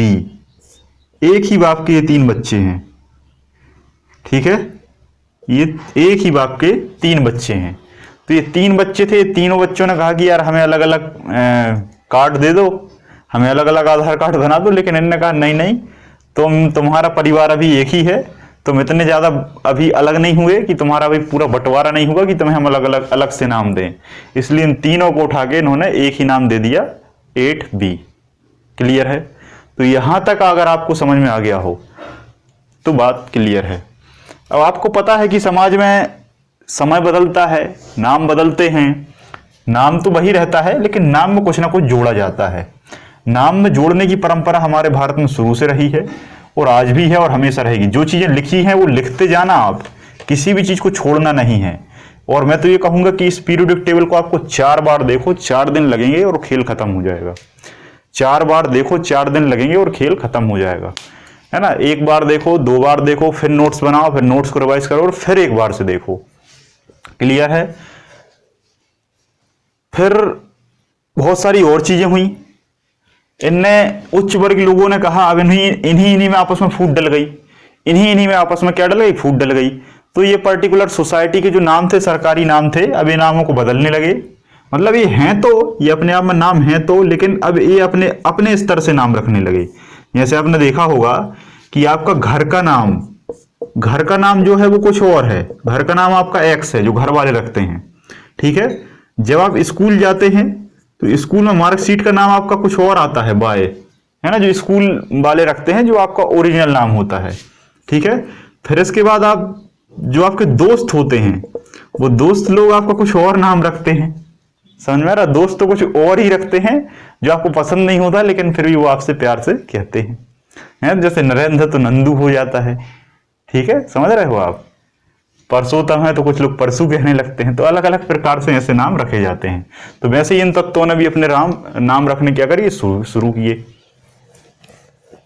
और ये नाम कुछ ऐसे रखे, ये नाम एक बात याद रखना, जब भी हम किसी व्यक्ति का नामकरण करते हैं तो उसके गुणों के आधार पर करते हैं। जैसे मान लो समाज में कोई व्यक्ति मोटा है, कैसा है, कोई व्यक्ति मोटा है तो उससे आप पतलू नहीं कहेंगे, उससे आप क्या कहेंगे, मोटू कहेंगे। मोटू क्यों कहेंगे? क्योंकि वो मोटा है। कोई पतला है बेचारा, मरियल सा, तो उससे आप क्या कहेंगे, पतलू कहेंगे, क्योंकि वो पतला है। कुछ लोग काले हैं तो उससे कालू कहने लगते हैं। तो जैसे गुण होते हैं उसके आधार पर नाम होते हैं। तो वैसे ही क्या किया गया, इनके भी अपने अपने कुछ क्या हुए, गुण मिले, और जिसका जो गुण मिला उसी के आधार पर उसका नाम रखा गया। कैसे? ये जो धातुएं हैं, सॉरी, ये जो हैं, ये कैसी मिली, ठोस मिली। तो इनको कह दिया कि चलो भाई तुम धातु हो। धातु क्यों? क्योंकि तुम ठोस हो, कठोर हो। इनका अध्ययन हुआ पी ब्लॉक का, ये एस है ना, एस ब्लॉक है। तो इन्हें जब अध्ययन किया तो ये थोड़े से कमजोर मिले। तो तुमसे कहा कि भाई तुम में धातु के गुण नहीं है, इसलिए तुम क्या हो, नॉन मेटल हो। ये मेटल है, ये क्या हो गए, नॉन मेटल हो गए, अधातु हो गए। तो ये पूरा पी ब्लॉक क्या हो गया, अधातु, ठीक है। फिर इनका कहा, तो इनमें क्या कहा, इनका जब अध्ययन हुआ तब पता चला कि यार ये जो हैं, ये इनके भी गुण रखते हैं और इनके भी गुण रखते हैं। धातु भी हैं, अधातु भी हैं, मेटल भी हैं, नॉन मेटल भी हैं। तो इनको हम दोनों के मिक्सचर के आधार पर नाम रख देते हैं उपधातु, मेटलॉइड। क्या रख देते हैं, मेटलॉइड। क्लियर है? तो इनको क्या कहने लगे, उपधातु। उपधातु का मतलब क्या है, जो धातु के गुण भी रखते हैं और जो अधातु के गुण भी रखते हैं। बात क्लियर है? ठीक है। लेकिन इनको खास कुछ नहीं कहा, इनको खास कुछ नहीं कहा, ठीक है। फिर एक जमाना चला गया, फिर एक जमाना चला गया। जब जमाना चला गया, आप देखो, ये आपको, आप ये जो चीज नाम है, ये आप आवर्त सारणी में नहीं लिख सकते। आवर्त सारणी में आप कहां तक लिखेंगे? मैं एक चीज के नाम 10-10 नाम बताऊंगा, आपको पॉइंट करके लिखते चलना है, पॉइंट करके। और मैं तो ये कहूंगा कि आवर्त सारणी में भी लिख लो ऊपर नीचे, जिससे आपको याद रहे कि कौन सा वर्ग धातु अधातु है। और उसके बाद आप नीचे 1-1 करके फैक्ट, एक फैक्ट धातु अधातु उपधातु, दूसरा फैक्ट इस तरीके से पी ब्लॉक एस ब्लॉक, तीसरा फैक्ट, चौथा फैक्ट, पांचवा फैक्ट, फैक्ट करके लिखते चलो, है ना, नोट करते चलो हर एक चीज। लेकिन पहले आपको वीडियो सामान्यतः देखना है ऐसे ही। अब ये जमाना चला गया, अब ये जमाना चला गया धातु अधातु का, ठीक है। फिर दूसरा जमाना आया, फिर दूसरे जमाने में फिर से इनके नामकरण हुए, इनके नामकरण हुए। तो इनने कहा कि नहीं, अब हमारी सोसाइटी में ये लोग जरूर हैं, लेकिन अब हम इनको अलग करते हैं। हम इनको क्या करते हैं, अलग करते हैं। ये आज से अलग, हम आज से अलग। इन्होंने भी ऐसे ही कुछ किया, इन्होंने भी ऐसे ही कुछ किया। तो ये धातु अधिकांश तौर पर कहां मिली, मृदा में मिली। मृदा, मृदा को हम क्या कहते हैं, सॉइल, हिंदी में मिट्टी। ये मिट्टी में मिली, इसलिए इनको क्या कहा, मृदा धातुएं कहा। क्या कहा, मृदा धातुएं कहा। सॉरी, मृदा नहीं, मृदा धातुएं ये वाली होंगी, इस तरफ वाली, ठीक है। ये धातुओं का जब अध्ययन हुआ तो ये धातु कहां मिली, कैसी मिली, ये मिली क्षारीय मिली। कैसी मिली, क्षारीय मिली। तो इनको क्या कहा, क्षारीय धातुएं कहा। अब क्षार और अम्ल क्या है, अब ये भी आपको अभी शायद समझ में नहीं आएगा क्योंकि आपने ये पढ़ा नहीं है। अम्ल और क्षार का जो टॉपिक है वो थोड़ा सा लास्ट में आएगा, लेकिन अभी सामान्यतः ये समझ लो कि जो खाने में खट्टे हैं लगते हैं, टमाटर है, नींबू है, इमली है, अम्ल है। और जो खाने में कसेले लगते हैं, थोड़े से कसेले, वो क्या है, क्षार हैं। वो क्या है, क्षार। बस इतना याद रख लो, बाद में हम समझेंगे। तो इनका जब टेस्ट किया गया तो ये क्षार के समान रखे, है ना। इनका पीएच 7 से अधिक रहा, पीएच 7 से कम अम्लीय, पीएच 7 से अधिक क्षारीय, और पीएच 7 है तो उदासीन, जो पानी होता है। तो ये क्षारीय धातुएं हुई। ये क्षारीय तो थी, लेकिन ये कहां मिली, मृदा में मिली। इसलिए इनको क्या कहा, क्षारीय मृदा धातुएं कहा। इसलिए इनको क्या कहा, क्षारीय मृदा धातुएं कहा। बात क्लियर है, बात क्लियर है। एक ही परिवार है तो ये भी क्षारीय धातुएं होंगी और ये भी क्षारीय धातुएं होंगी, है ना। तो ये मान के चलना, अगर आपसे कभी पूछे कि कौन सा ब्लॉक क्षारीय धातुओं वाला है तो आप बताएंगे एस ब्लॉक। अंतर क्या है, ये भी क्षारीय है, ये भी क्षारीय है, लेकिन होता क्या है कि ये क्षारीय हैं लेकिन ये कहीं भी मिलती हैं, जमीन में, आकाश में, पानी में, सब कहीं मिलती हैं, इसलिए इनका पर्टिकुलर स्थान नहीं है। लेकिन ये जो धातुएं हैं दूसरे की, ये केवल और केवल मृदा में मिलती हैं। ये क्षारीय तो हैं लेकिन ये कहां मिलती हैं, जमीन में, मिट्टी में मिलती हैं, इसलिए इनको क्या कहा, क्षारीय मृदा। तो मृदा धातुएं नंबर 1, क्षारीय धातुएं number 2, S block. S block 1, S block 2। English में एल्कलाइन मेटल, इंग्लिश में alkaline earth metal. Alkaline earth मतलब मृदा और मेटल मतलब धातु। क्लियर है, ठीक है।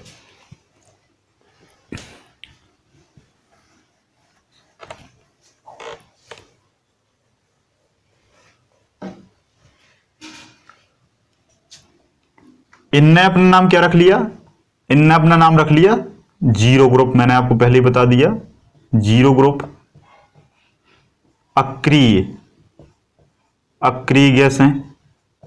अक्रिय गैसें का मतलब है इनका जो वर्ग है वो 18वां है, और 18वां जो वर्ग होता है वो शून्य हो जाता है। क्यों हो जाता है शून्य, क्योंकि आखिरी में कोई इलेक्ट्रॉन नहीं बचता इनके पास, है ना। अभी मैं आपको आगे बताऊंगा। अक्रिय गैसें हैं, और इन्हीं को क्या कहा, नोबल गैस कहा, है ना, क्योंकि इनको नोबल मिल गया था, क्योंकि इस सोसाइटी से अलग चल रहे थे। इन्हीं को नोबल गैस कहते हैं। अब गैस क्यों लगा है, क्योंकि ये सब गैसें हैं। कौन कौन सी हैं अभी आपको पता चलेगा, ठीक है। इनने अपने आप को नाम रख दिया हेलोजन। क्यों रखा हेलोजन, क्योंकि ये हेलाइड बना रहे थे। किससे मिलकर, किसी से भी मिलकर, किसी से भी मिल जाए और हेलाइड बना देते थे, इसलिए इनको हेलोजन कह दिया। जैसे कोई व्यक्ति रहते हैं ना, कोई व्यक्ति, तो कुछ व्यक्ति किसी के सामने आए, किसी से मिले और मजाक करने लगे, है ना। जैसे कपिल शर्मा है, किसी से मिलेगा वो मजाक करने लगेगा, तो हम इसको मजाकिया कहने लगे, ठीक है। कोई जो रंगमंच वगैरह नाटक वाटक करता है तो उसको हम मस्करा कहने लगते हैं, ठीक है। तो जो व्यक्ति जिससे मिलता है वो वैसा व्यवहार करने लगता है, उसका हम नामकरण कर देते हैं, तो इसको हेलोजन कहने लगे, ठीक है। तो इस तरीके से, हाँ, अब इस पूरे ग्रुप में काफी आदमी थे, अपने आप में पढ़े लिखे नहीं थे, आपको पता है पिछड़े हैं, सबका अपना अपना नामकरण नहीं कर पाए, तो इन्होंने कहा कि अपन एक सामूहिक नाम रख लेते हैं, संक्रमण धातुएं, ठीक है। तो सभी लोगों ने कहा चलो रख लो, जो रखना है, हमें क्या करना है। तो इन पूरे धातुओं को, डी ब्लॉक को, किसको, डी ब्लॉक को, यहां लिख देता हूं डी ब्लॉक को। ये क्या है, पी ब्लॉक है, वैसे याद हो गया होगा आपको इतने में। पी ब्लॉक को अधातु, डी ब्लॉक को उपधातु। जमाना बदल गया, नामकरण हमने क्या कर दिया, अब संक्रमण धातुएं, है ना। डी ब्लॉक को क्या कहते हैं, उपधातु भी कहते हैं और संक्रमण धातुएं भी कहते हैं। इंग्लिश में ट्रांजिशन, ट्रांजिशन एलिमेंट, है ना। इंग्लिश वाले जो हैं वो ट्रांजिशन एलिमेंट लिख लेंगे, ठीक है। संक्रमण धातुएं। अब ये लोग काफी पिछड़े थे, ये काफी आगे निकल गए, लेकिन अब जमाना इतना आगे चला गया कि अब जो बहुत ही जनजातीय लोग हैं, पिछड़े लोग हैं, वो भी कहने लगे कि नहीं नहीं, अब हम भी जागरूक हैं, हमारे पास भी जियो 4G आ चुका है, हम भी अब सब जानने लगे हैं, हमें भी नाम चाहिए। तो अब इस जमाने में अब ये यहाँ तक आए कि अब इनने भी कहा कि हम अपना नाम रखेंगे। तो इनने कहा कि चलो तुम्हारा संक्रमण है तो हम उसी में थोड़ा सा कुछ जोड़ लेते हैं और अंतः संक्रमण तत्व हम अपने आप को कह देते हैं। ठीक है, अंतः संक्रमण तत्व इंग्लिश में इंट्रा ट्रांजिशन एलिमेंट। ठीक, इंटर ट्रांजिशन एलिमेंट। ठीक है, इंटर ट्रांजिशन एलिमेंट। तो ये थी कुछ छोटी लेकिन मोटी बातें। अब ये जमाना बहुत आगे बढ़ गया, तो ये जहां तक बढ़े ये तो वहीं तक रहे, लेकिन अब इन्होंने पहली बार नाम रखा, तो इन्होंने कहा कि नहीं नहीं, तुम लोगों ने दो दो तीन तीन चार चार नाम रख लिए, हमें एक ही नाम दिया, अब हम अपना भी वर्गीकरण करेंगे। तो जब ये लोग आगे पहुंचे, है ना, थोड़ा सा जागरूक हुए, तो इन्होंने कहा कि नहीं, तुम अलग हो हम अलग हैं। इससे कहा तुम अलग हो हम अलग हैं, जबकि ये है पूरा एफ ब्लॉक, लेकिन एफ ब्लॉक में इन तत्वों ने ऊपर वाले, चलो ये मैं मिटाता हूं, अंतर संक्रमण है ना, ये आप लिख लेना। ऊपर वाले तत्वों ने कहा कि हम लेंथेनाइड हैं, हम क्या हैं, लेंथेनाइड हैं, और तुम क्या हो, एक्टिनाइड हो। अब आप कहेंगे ये नाम क्यों रखा? इन सब लोगों ने कहा कि हम भाई लेंथेनम के बाद आते हैं। हम किसके बाद आते हैं? लेंथेनम के बाद आते हैं, इसलिए हम सभी लोगों का नाम लेंथेनाइड है। और इन्होंने कहा हम भाई एक्टिनियम के बाद आते हैं, इसलिए हम सारे एक्टिनाइड हैं। एक बात याद रखना, बहुत सारी पीरियोडिक टेबल में, बहुत सारी बुकों में ये जो 14 ग्रुप हैं, ये 15 ग्रुप बने होते हैं ऐसे, और यहाँ पर लेंथेनम लिखा रहता है और यहाँ पर एक्टिनियम लिखा रहता है, और ये सरासर क्या है, गलत है। ठीक है, ऐसा लिखा रहता है, 15वां बना रहता है और ये लेंथेनम और एक्टिनियम यही जुड़ा होता है, जबकि ये दोनों लेंथेनाइड और एक्टिनाइड नहीं है। ठीक है, लेंथेनाइड और एक्टिनाइड नहीं है। क्यों नहीं है? क्योंकि लेंथेनम के बाद आने वाले तत्व लेंथेनाइड कहलाते हैं और एक्टिनम के बाद आने वाले तत्व एक्टिनाइड कहलाते हैं, जो कि आवर्त सारणी में सीजियम के पहले लेंथेनम यहाँ है और थोरियम के पहले एक्टिनियम यहाँ है। और हर एक आवर्त सारणी में जब आप देखेंगे तो लेंथेनम के ऊपर स्टार बना होता है और लेंथेनाइड के ऊपर स्टार और एक्टिनाइड के ऊपर डबल स्टार बना होता है। इसका मतलब ये होता है कि ये जो पूरा ग्रुप है वो इसके अंदर है, ये जो पूरा ग्रुप है वो इसके अंदर है। कैसे है अभी मैं आपको समझाऊंगा, तो इतना सारा जो डाटा है वो आपको बहुत अच्छे से याद हो गया होगा। अब जल्दी से मैं मिटाता हूं, है ना, सारे नामकरण मैंने आपको बता दिए हैं। अब हम कुछ इनके काम की बातें भी कर लेते हैं कि ये करते क्या हैं।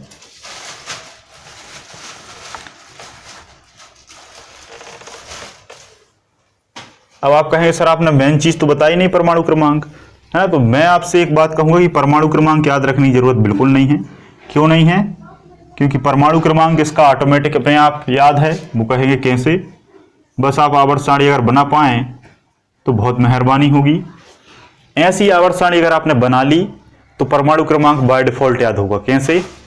1 2 3 4 5 6 7 8 9 10 11 12 13 14 15 16 17 18 19 20 21 22 23 24 25 26 27 28 29 30 31 32 33 34 35 36 लिख लेना अब आप हैं। अब आप लिख लेना पूरे में। समस्या एक जगह है, कहां? यहां।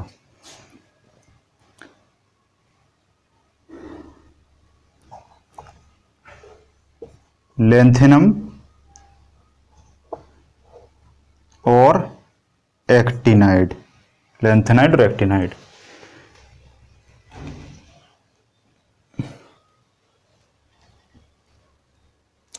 इसका परमाणु क्रमांक है 58 और इसका परमाणु क्रमांक है 90। 58 से ये जाते हैं 71 तक और ये जाते हैं 103 तक। समझिएगा, समझिएगा, कहां तक जाते हैं? 103 तक। और आवर्त सारणी में हैं तत्व कितने? 118। कितने हैं? 118। और ये लास्ट का जो तत्व है वो 118वां है। जब इसी आवर्त सारणी में 118वां तत्व हो गया, कुछ लोग दिमाग लगाते हैं, है ना, तो ये अलग से कहां से आ गया? ये अलग से कहां से आ गया? इसी को मैं फिट करने की कोशिश करता हूं। आप चाहें तो इस तरीके से डैश लगा के लिख लेंगे ताकि आपको याद रहे। ये जो है 57, 58, 59 नहीं, 37, सीजियम 55, ठीक, 55, 87।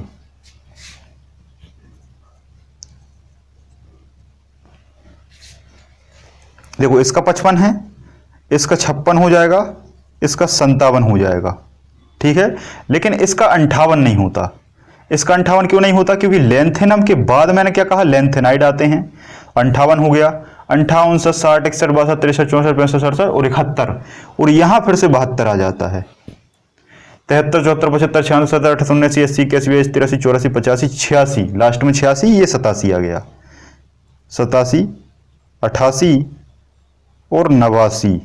ये 89, ये 89 के बाद ये 90 नहीं होता। 89 के बाद 90 यहां जाएगा, 90, 91, 92, 93, 94, 103, फिर 104 यहां से आएगा, और 104, 5, 6, 7, 8, 9, 10, 11, 12, 13, 14, 15, 18। क्लियर है? क्लियर है? समझ में आ गया? पूरी आवर्त सारणी का सीक्वेंस है, बस आपको याद ये रखना है। इसमें भी ये कभी पूछा नहीं जाता, डी ब्लॉक इतना नहीं आता कभी, ये तो बहुत हाई चीजें बता रहा हूं मैं आपको। बस आप इतना ऐसा डैश करके ऐसा कर लो, और इसका डैश करके ऐसा कर लो, ठीक है, जिससे आपको पता चले कि इसके बाद ये, इसके बाद ये। केवल समझने के लिए है, एग्जाम में इतना लेवल नहीं रहता कि वो इतनी चीजें आपको दे, ठीक है। अब आपके दिमाग में आ रहा होगा कि सर आपने आवर्त सारणी बना दी, आवर्त सारणी का आपने परमाणु क्रमांक बता दिया, ठीक है, लेकिन आपने ये नहीं बताया कि इस आवर्त सारणी को बनाया कैसे जाए और इसको याद कैसे किया जाए। तो बस अब उसी पर चर्चा होने वाली है, इसको आपको याद कैसे रखना है।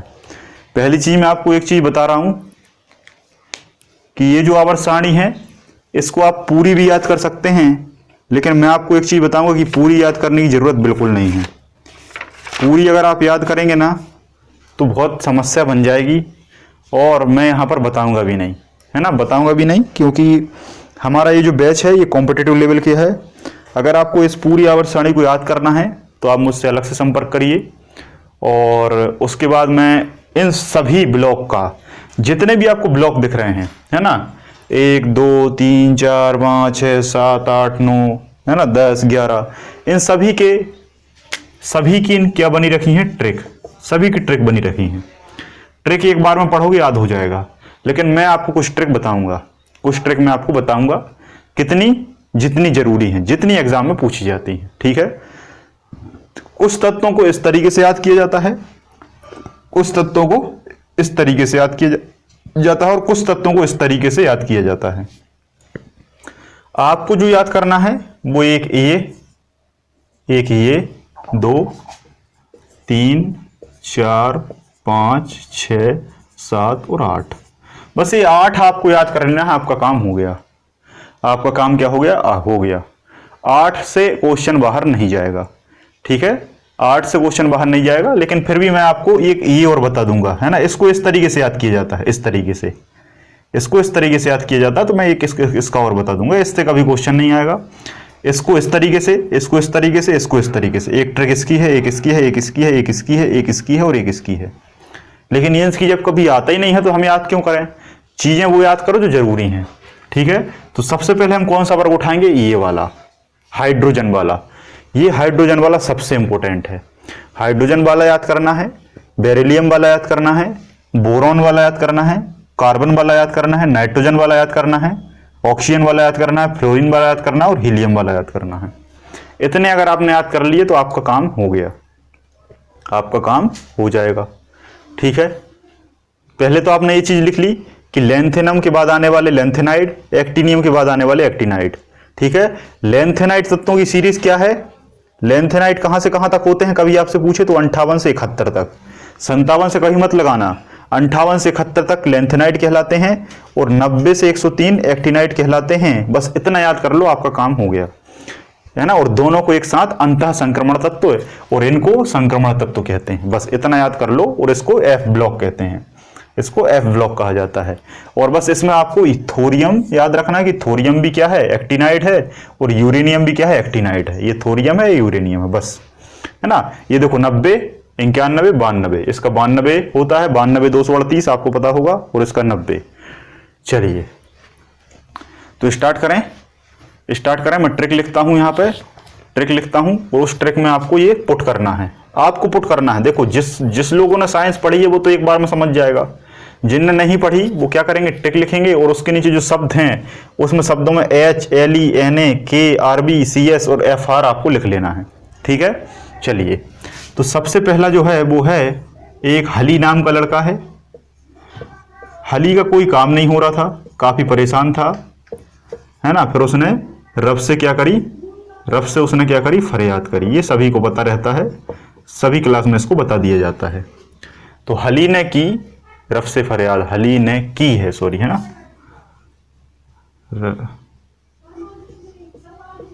रब से फरियाद। अब आप कहेंगे ये क्या है, पढ़ के देखो। हली ने की रब से फरियाद। हली नाम का एक लड़का है, हुली भी कह सकते हो, है ना, हुली। हली को कोई व्यक्ति नहीं है, लेकिन हुली एक व्यक्ति था। हुली एक क्या था, व्यक्ति था। अगर आप हैंसांग की फाहियान, हाँ, अगर आप हैंसांग को जानते हो, चीनी यात्री हैंसांग फाहियान के बारे में आपने सुना होगा। तो हैंसांग की जो जीवनी है वो हुली है। वो क्या है, हुली है, और कहते हैं ऐसा हुली नामक व्यक्ति द्वारा लिखी गई थी। तो इस तरीके से आप हुली याद रख सकते हैं। तो आप कहेंगे हुली क्या है, हली क्या है, तो देखो एच से हा से क्या हो जाएगा, एच, एल, ली से LI, ने की रब से फरियाद, बन गई बात। Hydrogen, lithium, sodium, potassium, rubidium, caesium, francium. Helium, lithium, sodium, potassium, francium, rubidium, caesium, francium, ठीक है। नाम पता नहीं है तो लिख सकते हैं। ये पहला हो गया। दूसरा, बेटा मांगे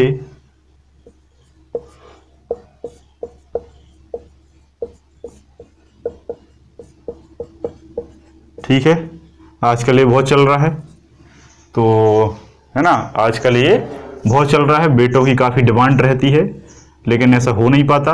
क्यों नहीं हो पाता, क्योंकि गवर्नमेंट जॉब नहीं होती। आजकल गवर्नमेंट जॉब चाहिए, तभी आपको क्या मिलेगी, ये मिलेगी, ठीक है। तो इसी के लिए हम पढ़ रहे हैं, ताकि आपको मिल सके, ठीक है। तो बेटा से क्या हो जाएगा, BE। बेटा मांगे से क्या हो जाएगा, Mg। कन्या से क्या हो जाएगा, कैल्शियम। सुंदर से क्या हो जाएगा, SR। बाप से क्या हो जाएगा, Ba। और R से क्या हो जाएगा, रेडियम, रोए। क्लियर है। तो beryllium, magnesium, calcium, strontium, barium और रेडियम। एक बात याद रखना, इस Be का मतलब बेरियम होता है और Ba का मतलब बेरियम होता है। बेरिलियम और बेरियम, बेरिलियम, याद रखना, ठीक है। चलिए ये दो हो गए। आपको खटाखट लिखते जाना है स्क्रीनशॉट लेकर। अब ये इसका बैगन, आलू, गाजर इन थैला। अब मैं लिख नहीं रहा, आप खुद मिला लेंगे, है ना। ये ट्रिक मैं आपके लिए बता देता हूं। बैगन, आलू, गाजर इन थैला। बेरिलियम, एल्यूमिनियम, गैलियम, इंटियम और थैलियम, ठीक है। उसके बाद क्या है, कार्बन वाला है। काशी गए शंकर पूजने। मिलाओ, काशी गए शंकर पूजने।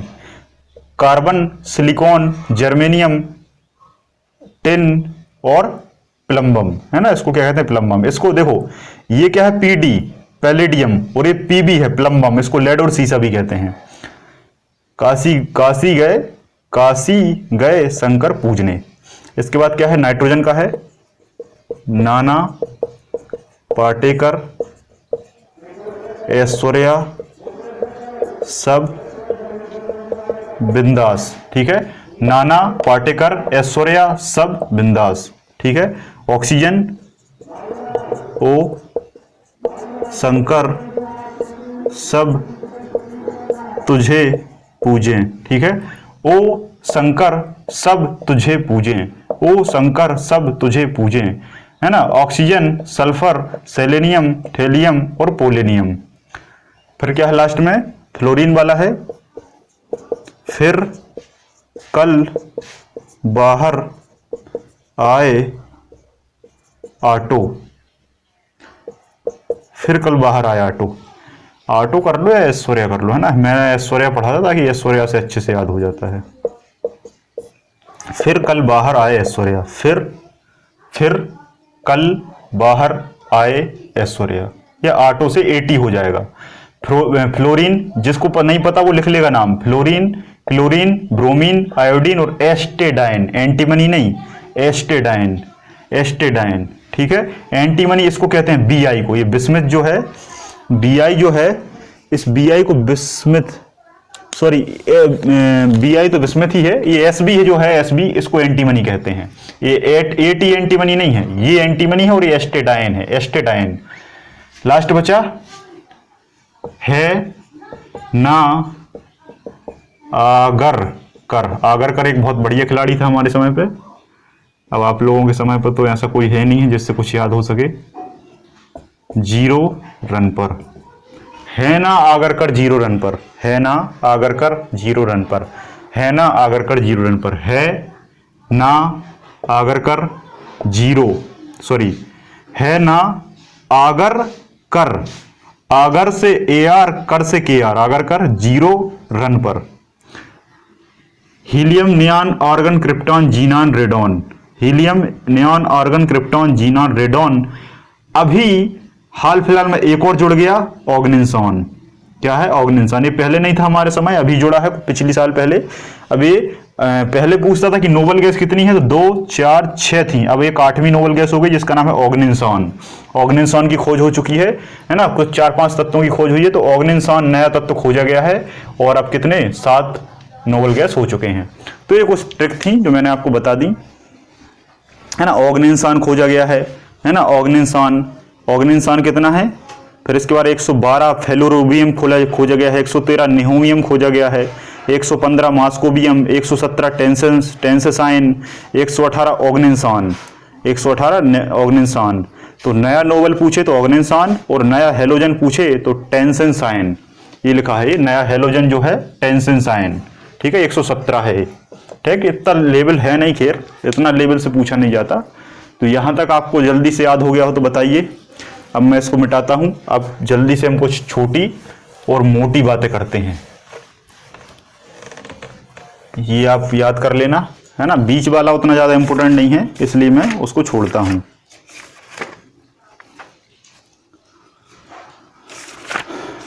अब सबसे पहले हम बात करते हैं आकार की। किसकी, आकार की। अब आपको लिखते जाना है कि इसकी प्रॉपर्टीज क्या है। बस एक ही चीज है, बाएं से दाएं जाने पर और ऊपर से नीचे जाने पर। 2 कंडीशन आपको याद रखना है, बस आपका काम हो जाएगा। लेकिन एक बात याद रखना, चतुराई थोड़ी सी दिमाग में रखना। बाएं से दाएं पूछे तो कुछ और बताना और उसी का उल्टा कर देना जब दाएं से बाएं पूछे। एक्चुअल में बाएं से दाएं ही पूछता है हमेशा, लेकिन कभी हो सकता है एडवांस क्वेश्चन बन जाए। ऊपर से नीचे पूछे याद कर लेना है, लेकिन नीचे से ऊपर पूछ ले तो उसका उल्टा कर देना। एक चीज हमेशा याद रखना कि जो इसमें रहेगा वो इसका उल्टा रहेगा। जैसे ऊपर से नीचे बढ़ रहा है, सॉरी, बाएं से दाएं बढ़ रहा है तो ऊपर से नीचे घटेगा। बाएं से दाएं घट रहा है तो ऊपर से नीचे बढ़ेगा। ऊपर से नीचे बढ़ रहा है तो बाएं से दाएं घटेगा। एक दूसरे का जस्ट अपोजिट है। अब आप कहेंगे क्या, तो मैं आपको बताता हूं। सबसे पहले लिखो आप विद्युत ऋणात्मकता। यहां मैं लिख देता हूं विद्युत ऋणात्मकता। विद्युत ऋणात्मकता इंग्लिश में क्या कहते हैं, इलेक्ट्रोनेगेटिविटी। इंग्लिश में क्या कहते हैं, इलेक्ट्रोनेगेटिविटी। इलेक्ट्रोनेगेटिविटी क्या है, इलेक्ट्रोनेगेटिविटी क्या है, जिस पर नेगेटिव चार्ज ज्यादा हो। जिस पर नेगेटिव चार्ज ज्यादा हो, बॉन्ड बनाने की शक्ति ज्यादा हो। तो सर्वाधिक इलेक्ट्रोनेगेटिविटी अभी मैं आगे लास्ट में लिखा दूंगा, अभी बस आप ये याद रखें। बाएं से दाएं जाने पर इलेक्ट्रोनेगेटिविटी बढ़ती है। बाएं से दाएं जाने पर क्या है, बढ़ती है, फ्लोरीन की सबसे ज्यादा हो जाएगी। ऊपर से नीचे आने पर क्या हो जाएगी, बिल्कुल याद नहीं करना, जब ऊपर बढ़ रही है तो नीचे घटती है, बात खत्म। ऊपर से नीचे जाने पर क्या हो जाएगी, घट जाएगी। ऊपर से नीचे जाने पर क्या हो जाएगी, घट जाएगी। दूसरा परमाणु आकार, क्या, परमाणु आकार बाएं से दाएं जाने पर क्या होगा, घटेगा। घटेगा का मतलब कमेगा भी होता है, इस बताने की जरूरत नहीं है, लिखा आता है कमेगा या घटेगा। जब ये घटेगा तो ये बढ़ेगा। क्या बढ़ेगा, ये समझ पा रहे हो ना। जैसे हाइड्रोजन है, हाइड्रोजन का जो आकार है इतना था, बेरिलियम का इतना हो जाएगा, इतना हो जाएगा, इतना हो जाएगा, इतना हो जाएगा, इतना इतना इतना इतना इतना इतना इतना। ये क्या हो गया, यहां जाने पर आकार घट गया। ऊपर से जब नीचे जाओगे तो आकार बढ़ता जाएगा इस तरीके से। इतना है, इतना है, इतना है, इतना है, इतना है, इतना है, किसका, helium, lithium, sodium, potassium, rubidium, caesium, francium. ऊपर अब ये पूछेगा नहीं किसका है, बस ये पूछेगा कमता है कि बढ़ता है ऊपर से नीचे। तो बस इस तरीके से लिखते जाना जैसे मैं लिखते जा रहा हूं। परमाणु आकार बाएं से दाएं घटेगा तो ऊपर से नीचे बढ़ेगा। कुछ याद, बस एक याद कर लो, दूसरा उसका उल्टा, एक याद कर लो, दूसरा उसका उल्टा, ठीक है। परमाणु आकार, अब परमाणु त्रिज्या, अब दिमाग लगाओ, जब आकार बढ़ेगा तो त्रिज्या भी बढ़ेगी, क्योंकि आकार ही तो त्रिज्या है। वो व्यास कह दे, त्रिज्या कह दे, आकार कह दे, कोई अंतर है क्या। आप यहां जाओगे, आकार बढ़ रहा है तो त्रिज्या भी बढ़ेगी, त्रिज्या बढ़ रहा है तो व्यास भी बढ़ेगी, व्यास बढ़ रहा है तो स्ट्रक्चर भी बढ़ेगा, उसका वजन भी बढ़ेगा, भार भी बढ़ेगा, सब कुछ बढ़ेगा, ठीक है। तो वो कुछ भी कह दे, चाहे त्रिज्या कह दे, परमाणु आकार कह दे, चाहे व्यास कह दे, है ना, चाहे भार कह दे, वजन कह दे, तो क्या होगा, यहां से जब यहां जाओगे तो घटेगा क्या, परमाणु त्रिज्या, और जब यहां घटेगी तो यहां बढ़ेगी परमाणु त्रिज्या। सिंपल सी बात है। अब आता है आयनन विभव, ये थोड़ा सा कठिन रहता है। आयनन विभव कुछ लोग नहीं समझते, ये एक प्रकार की ऊर्जा है, एक प्रकार की क्या है, आयनन विभव क्या है, ऊर्जा। इसी को कभी कभी आयनन ऊर्जा लिख के देता है, आयनन ऊर्जा। अब एक बात मुझे बताओ, ये बड़ा है इस तरफ, ये यहां पर छोटा है, क्या, परमाणु, ये बड़ा है हाइड्रोजन और ये हीलियम यहां पर छोटा है, इस तरफ छोटा हो जाएगा। ये आकार हमने बताया अभी, ऐसा यहां तक घटेगा, ये घटेगा, आकार घटेगा। जब ये घटेगा तो जो फैला हुआ है ये, इसकी ऊर्जा यहां आकर क्या हो जाएगी, कम हो जाएगी, और ये छोटा है तो इसकी ऊर्जा यहां पर क्या होगी, ज्यादा होगी। क्यों होगी ज्यादा, जैसे मान लो आपके पास कोई चीज है, तो आप उससे ज्यादा बॉन्डेड रहोगे, आप उससे ज्यादा बंधे रहोगे, और आप उसी चीज से दूर चले गए तो आपकी उसकी बॉन्डिंग नहीं रहेगी, आपकी वो चीज कमजोर हो जाएगी।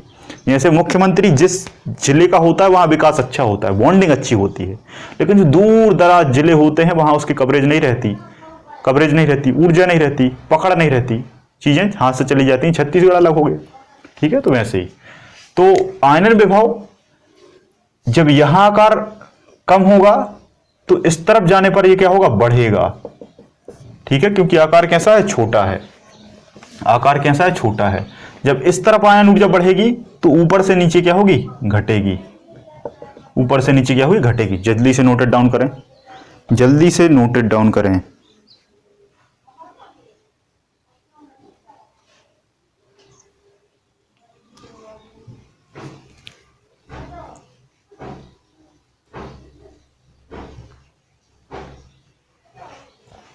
आगे आता है,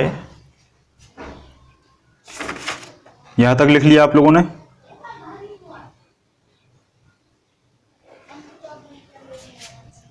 इलेक्ट्रॉन बंधुता,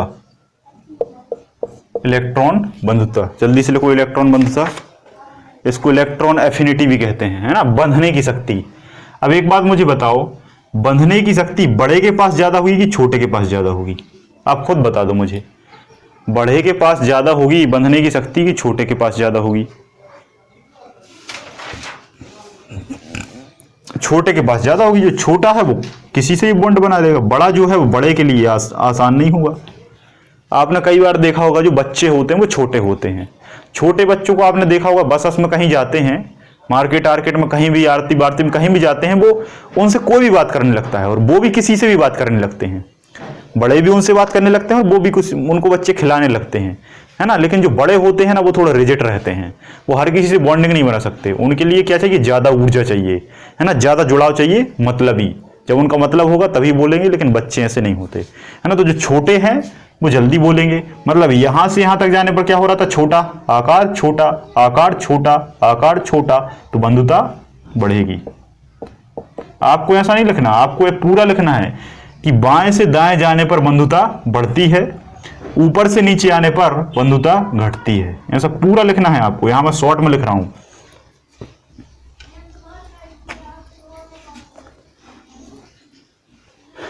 ठीक है, लिख लिया? इतना लिख लिया।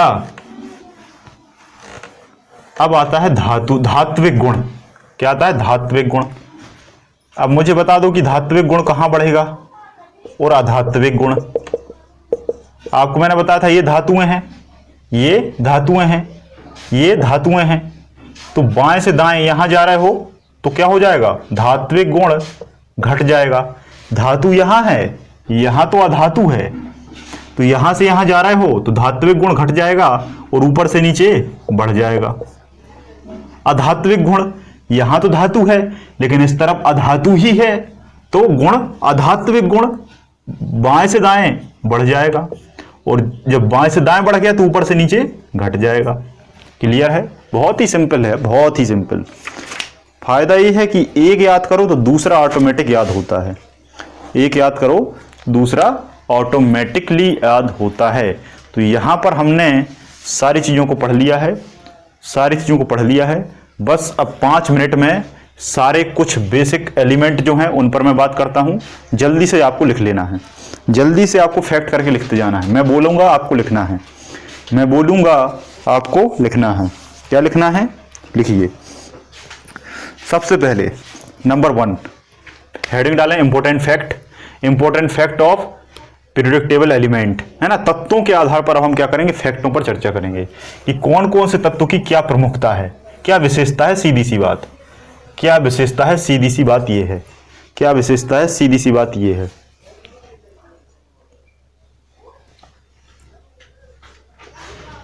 सर्वाधिक हल्की धातु,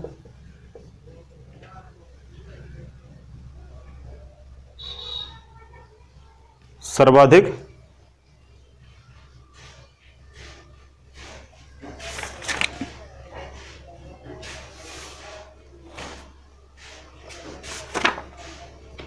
हल्की धातु। जल्दी से बताओ सर्वाधिक हल्की धातु कौन सी है? सबसे हल्की धातु क्या है? लिथियम। सबसे हल्की धातु कौन सी है? लिथियम। ब्रैकेट में लिख लो, चलो ऐसे ही लेना। दूसरा पॉइंट लिखो, चाकू से कट जाने वाली धातु लिथियम। मतलब इतनी मुलायम है कि इसको आप चाकू से काट सकते हो। हल्की धातु हो गई, ठीक है। सबसे भारी धातु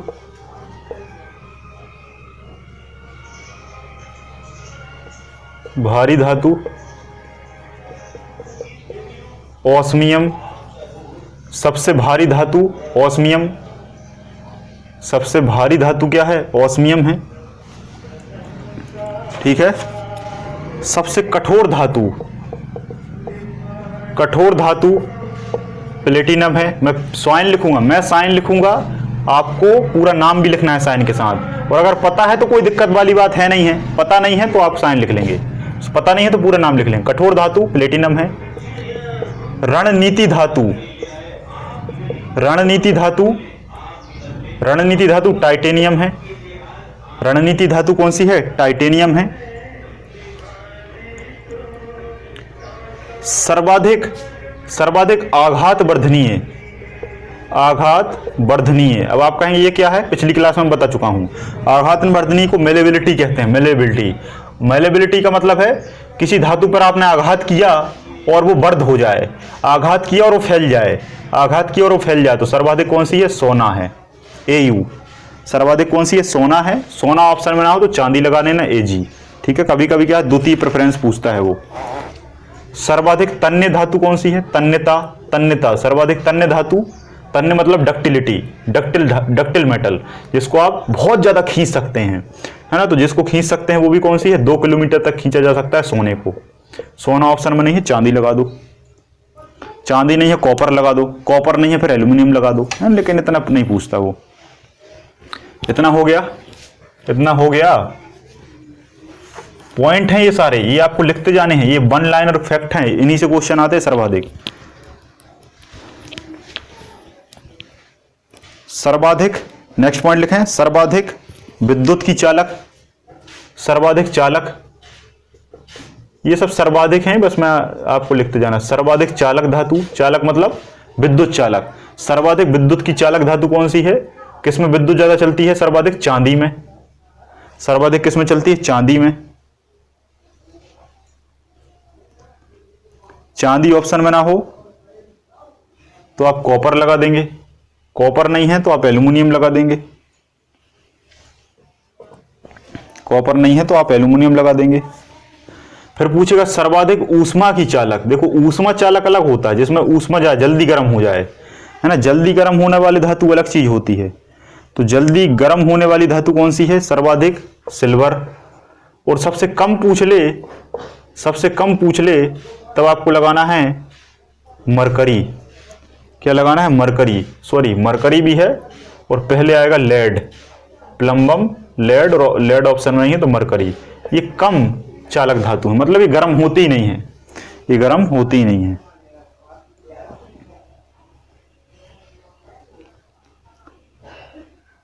सर्वाधिक गलनांक, सर्वाधिक गलनांक, सर्वाधिक गलनांक किसका है, आपको पता है, टंगस्टन का। टंगस्टन को क्या कहते हैं, W। इतना ज्यादा गलनांक है इसका कि गलनांक इसका पूछा जाता है 3422 डिग्री सेल्सियस, 3422 डिग्री सेल्सियस इसका गलनांक है। इतना गलनांक किसी का पहुंचता ही नहीं है, क्योंकि 1400 डिग्री सेल्सियस पर लोहा पिघल जाता है। 1400 डिग्री सेल्सियस पर लोहा पिघल जाता है, लेकिन ये 3400 डिग्री सेल्सियस तक नहीं पिघलता। इसी कारण बल्ब में जो फिलामेंट होता है वो टंगस्टन का होता है ना। और बल्ब का टेम्परेचर अंदर का कितना ही ज्यादा हो जाए, लेकिन टंगस्टन कभी पिघलता नहीं है। लोहे का बना देंगे, पिघल के खाक हो जाएगा। तो इसका गलनांक सर्वाधिक होता है। गलनांक भी मैंने आपको बता दिया है, सर्वाधिक गलनांक टंगस्टन का। लेकिन सबसे कम पूछे, सबसे कम पूछे तब आपको क्या लगाना है, गैलियम या सीजियम। सबसे कम जो होता है वो किसका होता है, गैलियम का और सीजियम का। क्या, गलनांक। ठीक है, गलनांक मतलब गलने की क्षमता, है ना। सर्वाधिक ध्वनि, सर्वाधिक ध्वनि चालन किसमें होता है, इसमें ऑप्शन आएगा धातु। धातु ऑप्शन में ना हो तो आएगा ऑप्शन ठोस। सर्वाधिक धातु चालन किसमें होता है, ठोस में। ठोसों में सबसे ज्यादा चलती है। भूपर्पटी पर पाया जाने वाला सर्वाधिक तत्व, भूपर्पटी। भूपर्पटी पर सर्वाधिक कौन पाया जाता है, एल्युमिनियम और सिलिकॉन, एल्युमिनियम और सिलिकॉन। सबसे कम मात्रा में पाई जाने वाली धातु, सबसे कम मात्रा वाली धातु, सबसे कम पाई जाने वाली धातु है एस्टेडाइन। सबसे कम मात्रा में पाई जाने वाली धातु कौन सी है, एस्टेडाइन। सबसे कम मात्रा में पाई जाने वाली धातु कौन सी है, एस्टेडाइन। मानव में सर्वाधिक तत्व कौन सा होता है, तब आपको लगाना है ऑक्सीजन। मानव में सर्वाधिक तत्व कौन सा होता है, ऑक्सीजन। लेकिन सर्वाधिक धातु पूछे तो आपको लगाना है कैल्शियम, क्योंकि ऑक्सीजन क्या है, अधातु है, और कैल्शियम क्या है, धातु है। तो सर्वाधिक तत्व पूछे ऑक्सीजन, सर्वाधिक धातु पूछे कैल्शियम, सर्वाधिक अधातु पूछे ऑक्सीजन। ठीक है, इस पर थोड़ा सा गौर से ध्यान देना।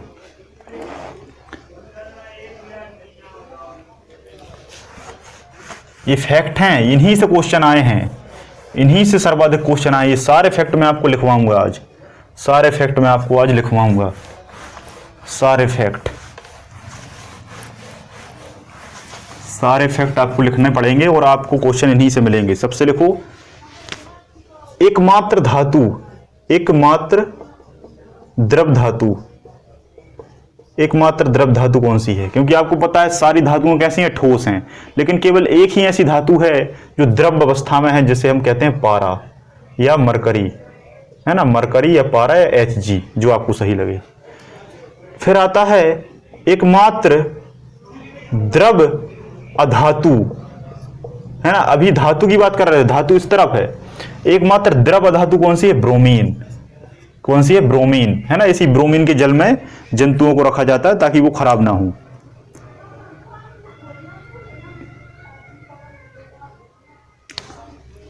एकमात्र चमकीली अधातु, एक बात याद रखना, सारी चमकीला कौन होता है? धातुएं होती हैं। चमकीला कौन होता है? धातुएं होती हैं, लेकिन एक अधातु है जो चमकीली होती है, जिसका नाम है आयोडीन, I2, है ना, आयोडीन। आयोडीन लिख लो जल्दी से।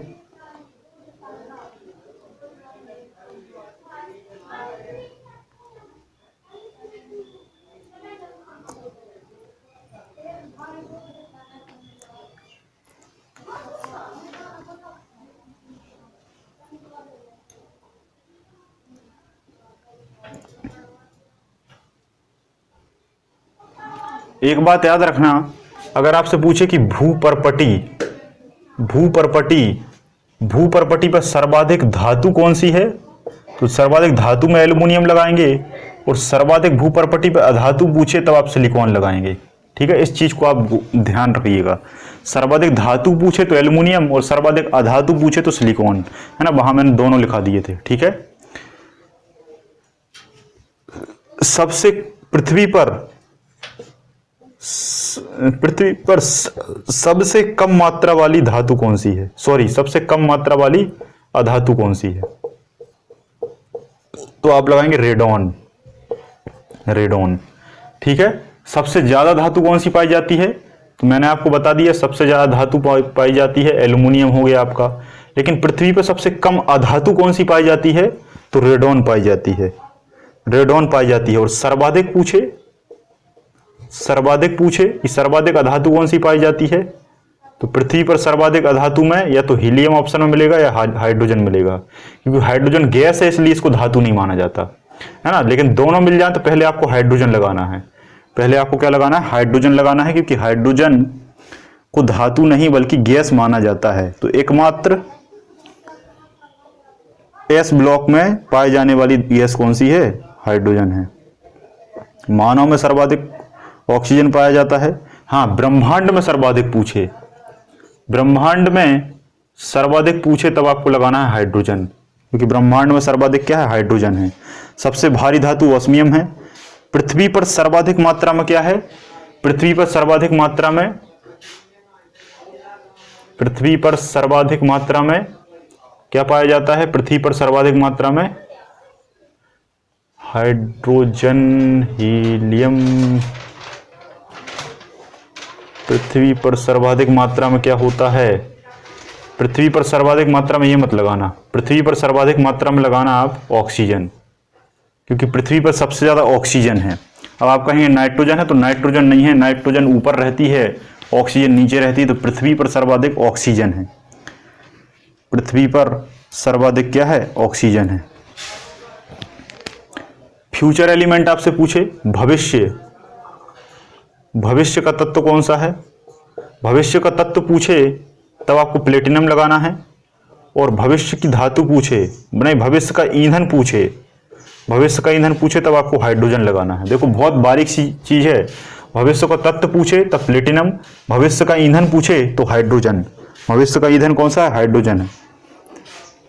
भारी प्राकृतिक धातु कौन सी है? प्राकृतिक धातु अगर आपसे भारी पूछे तब आप लगाना है यूरेनियम।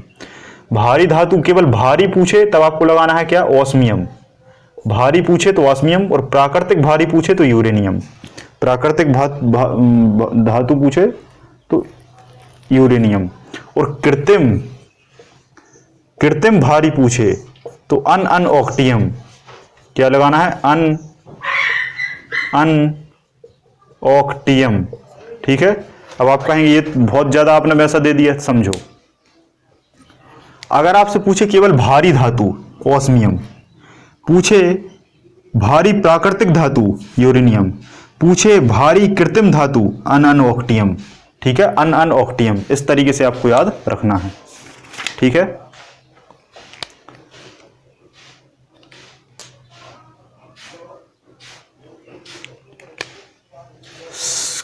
सर्वाधिक क्रियाशील, सर्वाधिक क्रियाशील तत्व है ना, क्रियाशील, या इसी को कभी कभी सक्रिय लिखा रहता है, सर्वाधिक सक्रिय तत्व, सर्वाधिक सक्रिय तत्व कौन सा है, सीजियम। सर्वाधिक सक्रिय तत्व कौन सा है, सीजियम।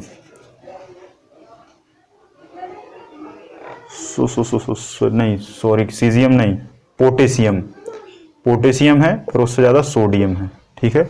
सर्वाधिक क्रियाशील जो है, सर्वाधिक जो क्रियाशील है, क्रियाशील लिखा रहे, सक्रिय लिखा रहे, एक्टिव लिखा रहे, अभिक्रियाशील लिखा रहे, है ना, रिएक्टिव लिखा रहे, सर्वाधिक रिएक्टिव पोटेशियम है ना, और सोडियम है। इसी कारण सोडियम को मिट्टी के तेल में डुबोकर रखा जाता है ताकि वो किसी से क्रिया ना कर पाए, और पोटेशियम को भी डुबा कर रखा जाता है ताकि वो क्रिया ना कर पाए वातावरण से, क्योंकि ये ऑक्सीजन से जैसी क्रिया करता है इतने जल्दी क्रिया करता है कि आग लग जाती है। तो सर्वाधिक सक्रिय तत्व कौन सा है, पोटेशियम है। लेकिन अगर आपसे पूछे कि सबसे कम क्रियाशील कौन सा है, सबसे कम क्रियाशील, सबसे कम क्रियाशील, सबसे कम अभिक्रियाशील, सबसे कम सक्रिय, तो आपको लगाना है सोना। सोना, सोना किसी से क्रिया नहीं करता, इसी कारण ये क्या है, प्योर है, और इसी कारण ये क्या है, महंगा है। आज आपको पता चला होगा कि सोना महंगा क्यों होता है। सोना महंगा इसलिए होता है क्योंकि ये अक्रियाशील तत्व है और ये किसी से क्रिया नहीं करता, हमेशा कैसा रहता है, प्योर रहता है। सर्वाधिक धन विद्युती, सर्वाधिक धन विद्युती कौन सा होता है, सर्वाधिक धन विद्युती है सीजियम, सर्वाधिक धन विद्युती सीजियम। और सर्वाधिक ऋण विद्युती, सर्वाधिक ऋण विद्युती तत्व आपका कौन सा है, फ्लोरीन। सर्वाधिक धन विद्युती सीजियम और सर्वाधिक ऋण विद्युती फ्लोरीन, सर्वाधिक ऋण विद्युती फ्लोरीन, ठीक है। तो इतने तत्वों के बारे में आपको बहुत अच्छे से याद रखना है, क्लियर है। इतने से आपके सारे क्वेश्चन कवर हो जाएंगे, है ना। अगर आप पेपर लगाते हैं तो लगभग आपके सारे क्वेश्चन यहाँ से कवर हो जाएंगे, कोई भी प्रकार का कोई भी क्वेश्चन आपका बाहर नहीं जाएगा, ठीक है। सबसे हल्की धातु लिथियम है, सबसे तन्य धातु अगर आपसे पूछे, सर्वाधिक तन्य धातु पूछे तो आप लगाना बेरिलियम, सर्वाधिक तन्य धातु बेरिलियम होती है ना। क्लोरोफिल में पाई जाने वाली धातु मैग्नीशियम होती है, मैं आपको पहले ही बता चुका। सबसे कम आयनन विभव, हाँ देखो इसको एक चीज और कहा जाता है, कम आयनन विभव। सर्वाधिक जो धन विद्युती है इसी का कम आयनन विभव होता है, और जो सर्वाधिक ऋण विद्युती है इसका अधिक आयनन विभव होता है, अधिक आयनन विभव। इसका जस्ट अपोजिट है, जैसे कम, जैसे कमता है जो बढ़ता है, जो बढ़ता है वो कमता है, ऊपर से नीचे बाएं से दाएं में, वैसे इसमें धन विद्युती ज्यादा है, कम आयनन विभव, अधिक ऋण विद्युती है, अधिक आयनन विभव, ठीक है, अधिक आयनन विभव।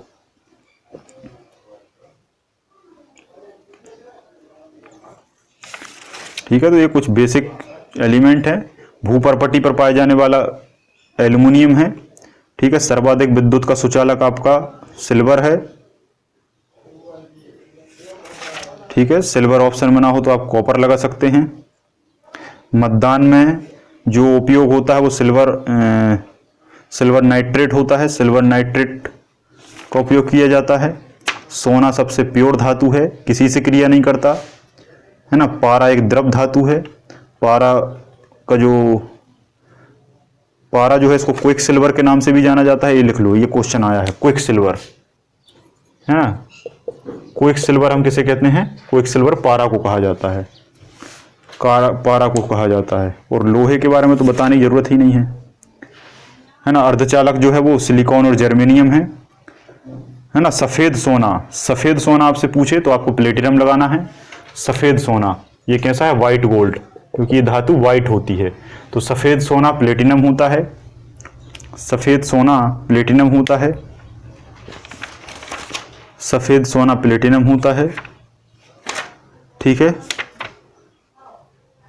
सफ़ेद फास्फोरस वायु में स्वतः जलने लगता है। माचिसों में लाल फास्फोरस का उपयोग किया जाता है। माचिसों में लाल फास्फोरस का उपयोग किया जाता है। ऑक्सीजन अनुचुंबकीय गुण रखता है। ऑक्सीजन अनुचुंबकीय गुण रखता है। सर्वाधिक इलेक्ट्रोनेगेटिव फ्लोरीन है ना, हाईली रिएक्टिव है। और सिल्वर आयोडाइड का उपयोग कृत्रिम वर्षा कराने में किया जाता है। सिल्वर आयोडाइड का उपयोग कृत्रिम वर्षा कराने में किया जाता है। ठीक है, तो इतने कुछ। हाँ, एक चीज और, सबसे लास्ट वाला जो है वो अक्रिय गैस कहलाता है।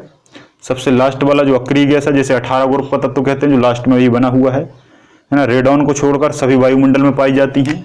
रेडॉन को छोड़कर सभी वायुमंडल में पाई जाती हैं, रेडॉन नहीं पाई जाती। रेडॉन जब भूकंप आता है तब रेडॉन उत्पन्न होती है। रेडॉन कब उत्पन्न होती है? भूकंप उत्पन्न होती है। और जेनॉन को स्ट्रेंजर गैस कहा जाता है। जीनॉन, ये लिख रहा है यहाँ जीनॉन, इसको स्ट्रेंजर गैस कहा जाता है। सबसे कम पाई जाने वाली रेडॉन है और सर्वाधिक पाई जाने वाली ऑर्गन है। ठीक है, ऑर्गन कहाँ पर है? तीसरे नंबर पर, हीलियम, नियॉन और ये ऑर्गन है। ये सर्वाधिक पाई जाती है, ये सबसे कम पाई जाती है ना, और इसको स्ट्रेंजर गैस के नाम से जाना जाता है। ठीक है, हीलियम जो है इसे हम जो आपके वो होते हैं ना गोताखोर, वो इसी का उपयोग करते हैं, ऑक्सीजन के साथ मिला के ले जाते हैं। मानव शरीर में कम घुलनशील होती है ये गैस। ठीक है, उत्कृष्ट गैसों में फ्री इलेक्ट्रॉन की संख्या 0 होती है। सर्वाधिक आयनन विभव, एक काम करना, सर्वाधिक आयनन विभव इसका तो होता है, लेकिन अगर ये ऑप्शन में दिया रहे तो आपको हीलियम लगाना है। ठीक है, क्योंकि अधिक आयनन विभव इससे भी ज्यादा हीलियम का होता है। इसको थोड़ा सा सही कर लो, अधिक आयनन विभव हीलियम का नंबर 1, और अगर हीलियम ऑप्शन में ना हो तब इसको लगा देना। कभी कभी ये ऑप्शन में मिलेगा, कभी कभी ये, दोनों कभी नहीं मिलेंगे, इस चीज का आप निश्चिंत रहें। ठीक है, सर्वाधिक बंधुता वाला तत्व फ्लोरीन है। सर्वाधिक बंधुता वाला तत्व फ्लोरीन होता है। सर्वाधिक बंधुता वाला तत्व फ्लोरीन होता है। और ट्यूबलाइट में इसी पारे की जो पारा जो होता है उसकी वेपर को यूज किया जाता है। ठीक है, चलिए, तो इतना सफिशिएंट है। आई होप यहां तक पूरे तत्व आपके क्लियर हो गए हैं। पूरे तत्व मैंने आपको यहां पर समझा दिए हैं, पूरे तत्व। चलिए, तो आई होप आज के इस लेक्चर में आपको सारे तत्वों के बारे में पता चल गया होगा। जितनी भी विशेषताएं हैं, जितने फैक्ट हैं वो बता दिए, याद कैसे करना है ट्रिक बता दिया, बेसिक क्या है वो बता दिया, ओरिजिन क्या है वो बता दिया, किस वैज्ञानिक ने क्या किया उस पर हमने चर्चा कर ली। अब आपको इसको बढ़िया 3 से 4 बार 5 बार देखना है, क्योंकि देखो केमिस्ट्री है, आसान नहीं है, क्योंकि आपने ये पहले से नहीं पढ़ा होता, इसलिए इसमें थोड़ी सी दिक्कत होती है, टफ लगता है ना। लेकिन नोट्स बनाएंगे, 2-3 बार रिवाइज करेंगे तो बस आपका काम हो जाएगा, क्योंकि मैंने इतने आसान तरीके से समझाया है, सीक्वेंस से लेकर चले हैं, ट्रिक भी बनाया है, डायग्राम भी पहले बना लिया था, इसलिए आपको याद हो गया होगा। ठीक है, तो आप सभी लोगों का बहुत बहुत धन्यवाद। इस वीडियो को शेयर कर दीजिए। जय हिंद, जय भारत।